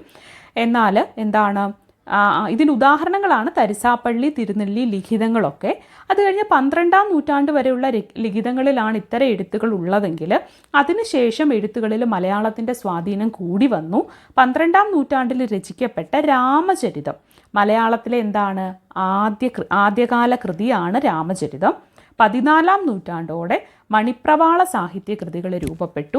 അക്കാലത്തെ പ്രധാനപ്പെട്ട മണിപ്രവാള കൃതികളാണ് ഉണ്ണുനീലി സന്ദേശം, ഉണ്ണിയച്ചി ചരിതം, ചന്ദ്രോത്സവം, അനന്തപുര വർണ്ണനം, വൈശിക തന്ത്രം മുതലായവ. മണിപ്രവാളം എന്ന് പറഞ്ഞാൽ സംസ്കൃതം ഇടകലർത്തിയ മലയാളത്തിൽ രചിച്ച സാഹിത്യകൃതികളാണ് എന്ത്? മണിപ്രവാള കൃതികൾ എന്നറിയപ്പെട്ടത്. മണിപ്രവാളത്തിൽ സന്ദേശകാവ്യങ്ങളും ഒപ്പം ചമ്പുക്കളും ഉണ്ടായിരുന്നു. ഗദ്യവും പദ്യവും ഇടചേർന്ന കാവ്യങ്ങളാണ് ഈ ചമ്പുകാവ്യങ്ങളെന്ന് പറയുന്നത്. 15-ാം നൂറ്റാണ്ടായതോടെ ഇത്തരം കൃതികളൊക്കെ എന്താണ്, ഇത്തരം കൃതികളുടെ രചനയൊക്കെ അവസാനിച്ചു. പിന്നീട് 15-ാം നൂറ്റാണ്ടിൽ നിരണം കവികളിൽപ്പെട്ട രാമപ്പണിക്കർ അഥവാ കണ്ണശൻ മലയാളത്തിലെഴുതിയ, കണ്ണശ രാമായണം എന്ന് കേട്ടിട്ടില്ലേ, കണ്ണശൻ മലയാളത്തിലെഴുതിയ രാമായണം, ഭാഗവതം, ശിവരാത്രി മാഹാത്മ്യം എന്നീ കൃതികളും മലയാള ഭാഷയുടെ വളർച്ചയിൽ പ്രധാനപ്പെട്ടതാണ്. അപ്പോൾ 15-ാം നൂറ്റാണ്ടായപ്പോഴേക്കും എന്താണ്, മണിപ്രവാള കൃതികൾ പോലുള്ള രചനകളൊക്കെ, മണിപ്രവാള കൃതികളുടെയൊക്കെ രചനകളൊക്കെ അവസാനിക്കുകയും 15-ാം നൂറ്റാണ്ടിൽ നിരണം കവികളിൽപ്പെട്ട രാമപ്പണിക്കർ, അപ്പോൾ രാമപ്പണിക്കറാണ് അഥവാ കണ്ണശൻ, അദ്ദേഹം മലയാളത്തിൽ എഴുതിയ രാമായണം, ഭാഗവതം, ശിവരാത്രി മാഹാത്മ്യം എന്നീ കൃതികളൊക്കെ എന്താണ്, മലയാള ഭാഷയുടെ വളർച്ചയിൽ പ്രധാനപ്പെട്ടവയാണ്. ചെറുശ്ശേരിയുടെ കൃഷ്ണഗാഥയാണ് അക്കാലത്ത് മലയാളത്തിൽ രചിക്കപ്പെട്ട മറ്റൊരു കൃതി. എന്താണ്? ചെറുശ്ശേരിയുടെ കൃഷ്ണഗാഥയാണ് അക്കാലത്ത് മലയാളത്തിൽ രചിക്കപ്പെട്ട മറ്റൊരു കൃതി. അപ്പം നിരണം കവികളിൽപ്പെട്ട രാമപ്പണിക്കർ അഥവാ കണ്ണശൻ മലയാളത്തിൽ എഴുതിയ രാമായണം, ഭാഗവതം, ശിവരാത്രി മാഹാത്മ്യം എന്നീ കൃതികളൊക്കെ മലയാള ഭാഷയുടെ വളർച്ചയിൽ വളരെ പങ്കുവഹിച്ച കൃതികളാണ്. അതോടൊപ്പം ചെറുശ്ശേരിയുടെ കൃഷ്ണഗാഥയാണ് അക്കാലത്ത് മലയാളത്തിൽ രചിക്കപ്പെട്ട മറ്റൊരു പ്രധാനപ്പെട്ട കൃതി എന്ന് പറയുന്നത്. മധ്യകാല ഇന്ത്യയിലെ ഭക്തി പ്രസ്ഥാനത്തെക്കുറിച്ചൊക്കെ നമ്മൾ കേട്ടിട്ടുണ്ടല്ലോ. ഭക്തി സാഹിത്യം മലയാളത്തിലും ഉണ്ടായിരുന്നു. അതുപോലെ മധ്യകാല ഇന്ത്യയിൽ ഉണ്ടായിരുന്നത് പോലെ തന്നെ മധ്യകാല കേരളത്തിലും ഭക്തി സാഹിത്യം ഉണ്ടായിരുന്നു. മലയാളത്തിലെ ഭക്തി സാഹിത്യത്തിൻ്റെ പ്രാധാന്യം നോക്കുകയാണെങ്കിൽ 17-ാം നൂറ്റാണ്ടിൽ പൂന്താനം നമ്പൂതിരി രചിച്ച ജ്ഞാനപ്പാന, ശ്രീകൃഷ്ണ കർണാമൃതം, അതുപോലെ തുഞ്ചത്ത് രാമാനുജൻ എഴുത്തച്ഛൻ്റെ അധ്യാത്മരാമായണം, കിളിപ്പാട്ട്, മഹാഭാരതം കിളിപ്പാട്ട് തുടങ്ങിയവ അക്കാലത്തെ ഭക്തി സാഹിത്യ കൃതികളാണ്. നമ്മൾ മധ്യകാല ഇന്ത്യയിലെ ഭക്തി പ്രസ്ഥാനങ്ങളെ പറ്റി കേട്ടിട്ടുണ്ട്, പഠിച്ചിട്ടുണ്ട്. അതുപോലെ തന്നെ എന്താണ്, മലയാളത്തിലും ഭക്തി സാഹിത്യ കൃതികൾ ഉണ്ടായിരുന്നു. 17-ാം നൂറ്റാണ്ടിൽ പൂന്താനം നമ്പൂതിരി രചിച്ച ജ്ഞാനപ്പാന, ശ്രീകൃഷ്ണ കർണാമൃതം, അതുപോലെ തന്നെ തുഞ്ചത്ത് രാമാനുജൻ എഴുത്തച്ഛൻ്റെ അധ്യാത്മരാമായണം കിളിപ്പാട്ട്, മഹാഭാരതം കിളിപ്പാട്ട് തുടങ്ങിയവ അക്കാലത്തെ ഭക്തി സാഹിത്യ കൃതികളാണ്. 18-ാം നൂറ്റാണ്ടിലെ കുഞ്ചൻ നമ്പ്യാരുടെ തുള്ളൽ പാട്ടുകളും രാമപുരത്തു വാര്യരുടെ കുചേലവൃത്തം വഞ്ചിപ്പാട്ടും മലയാള ഭാഷയുടെയും സാഹിത്യത്തിൻ്റെയും വളർച്ചയിൽ വലിയ പങ്കുവഹിച്ചു. വടക്കൻ പാട്ട്, തെക്കൻ പാട്ട് തുടങ്ങിയ വായ്മൊഴി പാട്ടുകളും ഇക്കാലത്ത് പ്രചരിച്ചു. നമ്മൾ പറഞ്ഞു വന്നപ്പോൾ നമ്മളിപ്പോൾ 12-ാം നൂറ്റാണ്ടിലെ കാര്യം പറഞ്ഞു, 14-ാം നൂറ്റാണ്ടായപ്പോഴേ കാര്യം പറഞ്ഞു, 15-ാം നൂറ്റാണ്ടിലേക്ക് എത്തിയപ്പോൾ എന്താണ്, 15-ാം നൂറ്റാണ്ടിൽ രാമപ്പണിക്കർ അഥവാ കണ്ണശൻ മലയാളത്തിൽ എഴുതിയ രാമായണം, ഭാഗവതം, ശിവരാത്രി മാഹാത്മ്യം തുടങ്ങിയ കൃതികളുടെ പ്രാധാന്യത്തെപ്പറ്റി പറഞ്ഞു. പിന്നീട് ചെറുശ്ശേരിയുടെ കൃഷ്ണഗാഥയും അക്കാലത്ത് രചിക്കപ്പെട്ട പ്രധാനപ്പെട്ട ഒരു കൃതിയാണെന്ന് നമ്മൾ പറഞ്ഞു. അവിടുന്ന് നമ്മൾ പിന്നെന്താണ്, മധ്യകാല ഇന്ത്യയിലെ പോലെ തന്നെ മധ്യകാല കേരളത്തിലെയും ഭക്തി പ്രസ്ഥാനങ്ങളെ പറ്റിയിട്ട്, ഭക്തി സാഹിത്യത്തെ പറ്റിയിട്ടാണ് പറഞ്ഞത്. പ്രസ്ഥാനം എന്നതിലുപരി ഭക്തി സാഹിത്യത്തെ പറ്റിയിട്ടാണ് പറഞ്ഞത്. അത് 17-ാം നൂറ്റാണ്ടിൽ പൂന്താനം നമ്പൂതിരി രചിച്ച ജ്ഞാനപ്പാന, അതുപോലെ തന്നെ ശ്രീകൃഷ്ണ കർണാമൃതം, തുഞ്ചത്ത് രാമാനുജൻ എഴുത്തച്ഛൻ്റെ അധ്യാത്മരാമായണം കിളിപ്പാട്ടും മഹാഭാരതം കിളിപ്പാട്ട് തുടങ്ങിയവയും അക്കാലത്തെ ഭക്തി സാഹിത്യ കൃതികളാണ്. 18-ാം നൂറ്റാണ്ടിലെ കുഞ്ചൻ നമ്പ്യാരുടെ തുള്ളൽ പാട്ടുകളും രാമപുരത്തു വാര്യരുടെ കുചേലവൃത്തം വഞ്ചിപ്പാട്ടും മലയാള ഭാഷയുടെയും സാഹിത്യത്തിൻ്റെയും വളർച്ചയിൽ എന്താണ്, വലിയ പങ്ക് വഹിച്ചിട്ടുണ്ട്. അതുപോലെ തന്നെ വായ്മൊഴിയായിട്ട് പ്രചരിച്ച വടക്കൻ പാട്ടുകളും തെക്കൻ പാട്ടുകളും ഒക്കെ എന്താണ്, മലയാള ഭാഷയെ ബലപ്പെടുത്തുന്നതിന് സഹായിച്ചവയാണ്. കേരളത്തിലേക്ക് കുടിയേറിയ നിരവധി ജനവിഭാഗങ്ങളുടെ സംസാര ഭാഷകളും ശൈലികളുമൊക്കെ എന്താണ്, ഭാഷയുടെ വളർച്ചയിൽ ഒരു പങ്ക് വഹിച്ചിട്ടുണ്ട്. കേരളത്തിൻ്റെ തെക്കൻ അതിർത്തിയിൽ താമസിക്കുന്നവർ സംസാരിക്കുന്ന ഭാഷയ്ക്ക് തമിഴ് സ്വാധീനവും വടക്കൻ അതിർത്തിയിൽ താമസിക്കുന്നവർക്ക് എന്താണ്, കന്നഡ സ്വാധീനവും ഉണ്ട്. അത് നമുക്കിപ്പോഴും പ്രകടമാണ്. കേരളത്തിൻ്റെ തെക്കൻ അതിർത്തിയിലേക്ക് വരുമ്പോൾ തമിഴിൻ്റെ സ്വാധീനവും വടക്കൻ അതിർത്തിയിലേക്ക് പോകുമ്പോൾ കന്നഡയുടെ സ്വാധീനവും അക്കാലത്തും പ്രകടമായിരുന്നു. കടൽ വഴി വന്ന കുടിയേറ്റക്കാരുടെയും കച്ചവടക്കാരുടെയും ഭാഷയുടെ സ്വാധീനവും എവിടെയുണ്ട്, മലയാള ഭാഷയിലുണ്ട്. അറബികളുടെ സ്വാധീനം അറബി മലയാളം എന്ന വരമൊഴി രൂപപ്പെടുത്തി. എന്താണ്, കടൽ മാർഗം വന്ന കച്ചവടക്കാരുടെയും കുടിയേറ്റക്കാരുടെയൊക്കെ ഭാഷയുടെ സ്വാധീനം മലയാള ഭാഷയിൽ കാണാൻ കഴിയും. അങ്ങനെ വന്ന അറബികളുടെ സ്വാധീനം എന്താണ്, അറബി മലയാളം എന്ന വരമൊഴി രൂപപ്പെടുത്താൻ കാരണമായി. 17-ാം നൂറ്റാണ്ടിലെ ഖാസി മുഹമ്മദിൻ്റെ മുഹ്യുദ്ദീൻ മാല അറബി മലയാളത്തിൽ എഴുതിയ കൃതിയാണ്. എന്താണ്, 17-ാം നൂറ്റാണ്ടിൽ നമ്മൾ ഖാസി മുഹമ്മദിൻ്റെ മുഹ്യുദ്ദീൻ മാല, അത് നമ്മൾ മുൻപൊരു ക്ലാസ്സിൽ പറഞ്ഞിട്ടുള്ളതാണ്, അത് അറബി മലയാളത്തിൽ എഴുതിയ ഒരു കൃതിയാണ്. ക്രിസ്ത്യൻ മിഷണറിമാരുടെ വരവും അവർ നടത്തിയ രചനകളും ഇതുപോലെ തന്നെ മലയാള ഭാഷയിൽ വളരെയേറെ സ്വാധീനം ചെലുത്തിയ കൃതികളാണ്. നമുക്ക് 18-ാം നൂറ്റാണ്ടിൽ ക്രിസ്ത്യൻ മിഷണറിമാരുടെ രചനകൾ ഏതൊക്കെയാണെന്ന് നോക്കുകയാണെങ്കിൽ സംക്ഷേപ വേദാർത്ഥം, അർണൂസ് പാതിരിയുടെ പുത്തൻ പാന, പാറേമാക്കൽ തോമാ കത്തനാരുടെ വർത്തമാന പുസ്തകം, ഇതെല്ലാം എന്താണ്? ക്രിസ്ത്യൻ മിഷണറിമാരുടെ രചനകളാണ്. ഇതും മലയാള ഭാഷയെ വളരെയേറെ സ്വാധീനിച്ചതായിട്ട് നമുക്ക് കാണാൻ കഴിയും. ഇനി നമ്മൾ കലാരൂപങ്ങളിലേക്ക് വരികയാണെങ്കിൽ മധ്യകാല കേരളത്തിലാണ് കേരളത്തിൻ്റെ തനത് കലാരൂപങ്ങൾ രൂപം കൊണ്ടതും അതിനൊരു വളർച്ച സംഭവിച്ചതും ഒക്കെ മധ്യകാല കേരളത്തിലാണെന്ന് നമുക്ക് കാണാൻ കഴിയും. അങ്ങനെ മധ്യകാല കേരളത്തിൽ വളർന്നു വന്ന ചില കലാരൂപങ്ങൾ ഏതൊക്കെയാണെന്ന് നോക്കുകയാണെങ്കിൽ മോഹിനിയാട്ടം, കഥകളി, ഓട്ടൻതുള്ളൽ, തെയ്യം, പടയണി, ഒപ്പന, മാർഗം കളി, ദഫ്മുട്ട്, പരിചമുട്ടുകളി, കൂടിയാട്ടം, ചാക്യാർകൂത്ത്, ചവിട്ടുനാടകം, ഇതൊക്കെ എന്താണ്? മധ്യകാല കേരളത്തിൽ വളർന്നു വന്ന തനത് കലാരൂപങ്ങളാണ്. അതോടൊപ്പം തന്നെ ആയുർവേദം, ഗണിതശാസ്ത്രം, ജ്യോതിശാസ്ത്രം, വാസ്തുശാസ്ത്രം തുടങ്ങിയ മേഖലകളിലും എന്താണ്? മധ്യകാല കേരളത്തിൽ പുരോഗതി ഉണ്ടായതായിട്ട് നമുക്ക് കാണാം. ഗണിതത്തിലും ജ്യോതിശാസ്ത്രത്തിലും ആഴത്തിലുള്ള നിരീക്ഷണ പരീക്ഷണങ്ങളൊക്കെ നടന്നത് മധ്യകാല കേരളത്തിലാണ്. ശങ്കരനാരായണൻ, സംഗമഗ്രാമ മാധവൻ, വടശ്ശേരി പരമേശ്വരൻ, നീലകണ്ഠ സോമയാജി തുടങ്ങിയവരൊക്കെ എന്താണ്? അക്കാലത്തെ പ്രമുഖരായിട്ടുള്ള ഗണിതശാസ്ത്ര പണ്ഡിതരാണ്.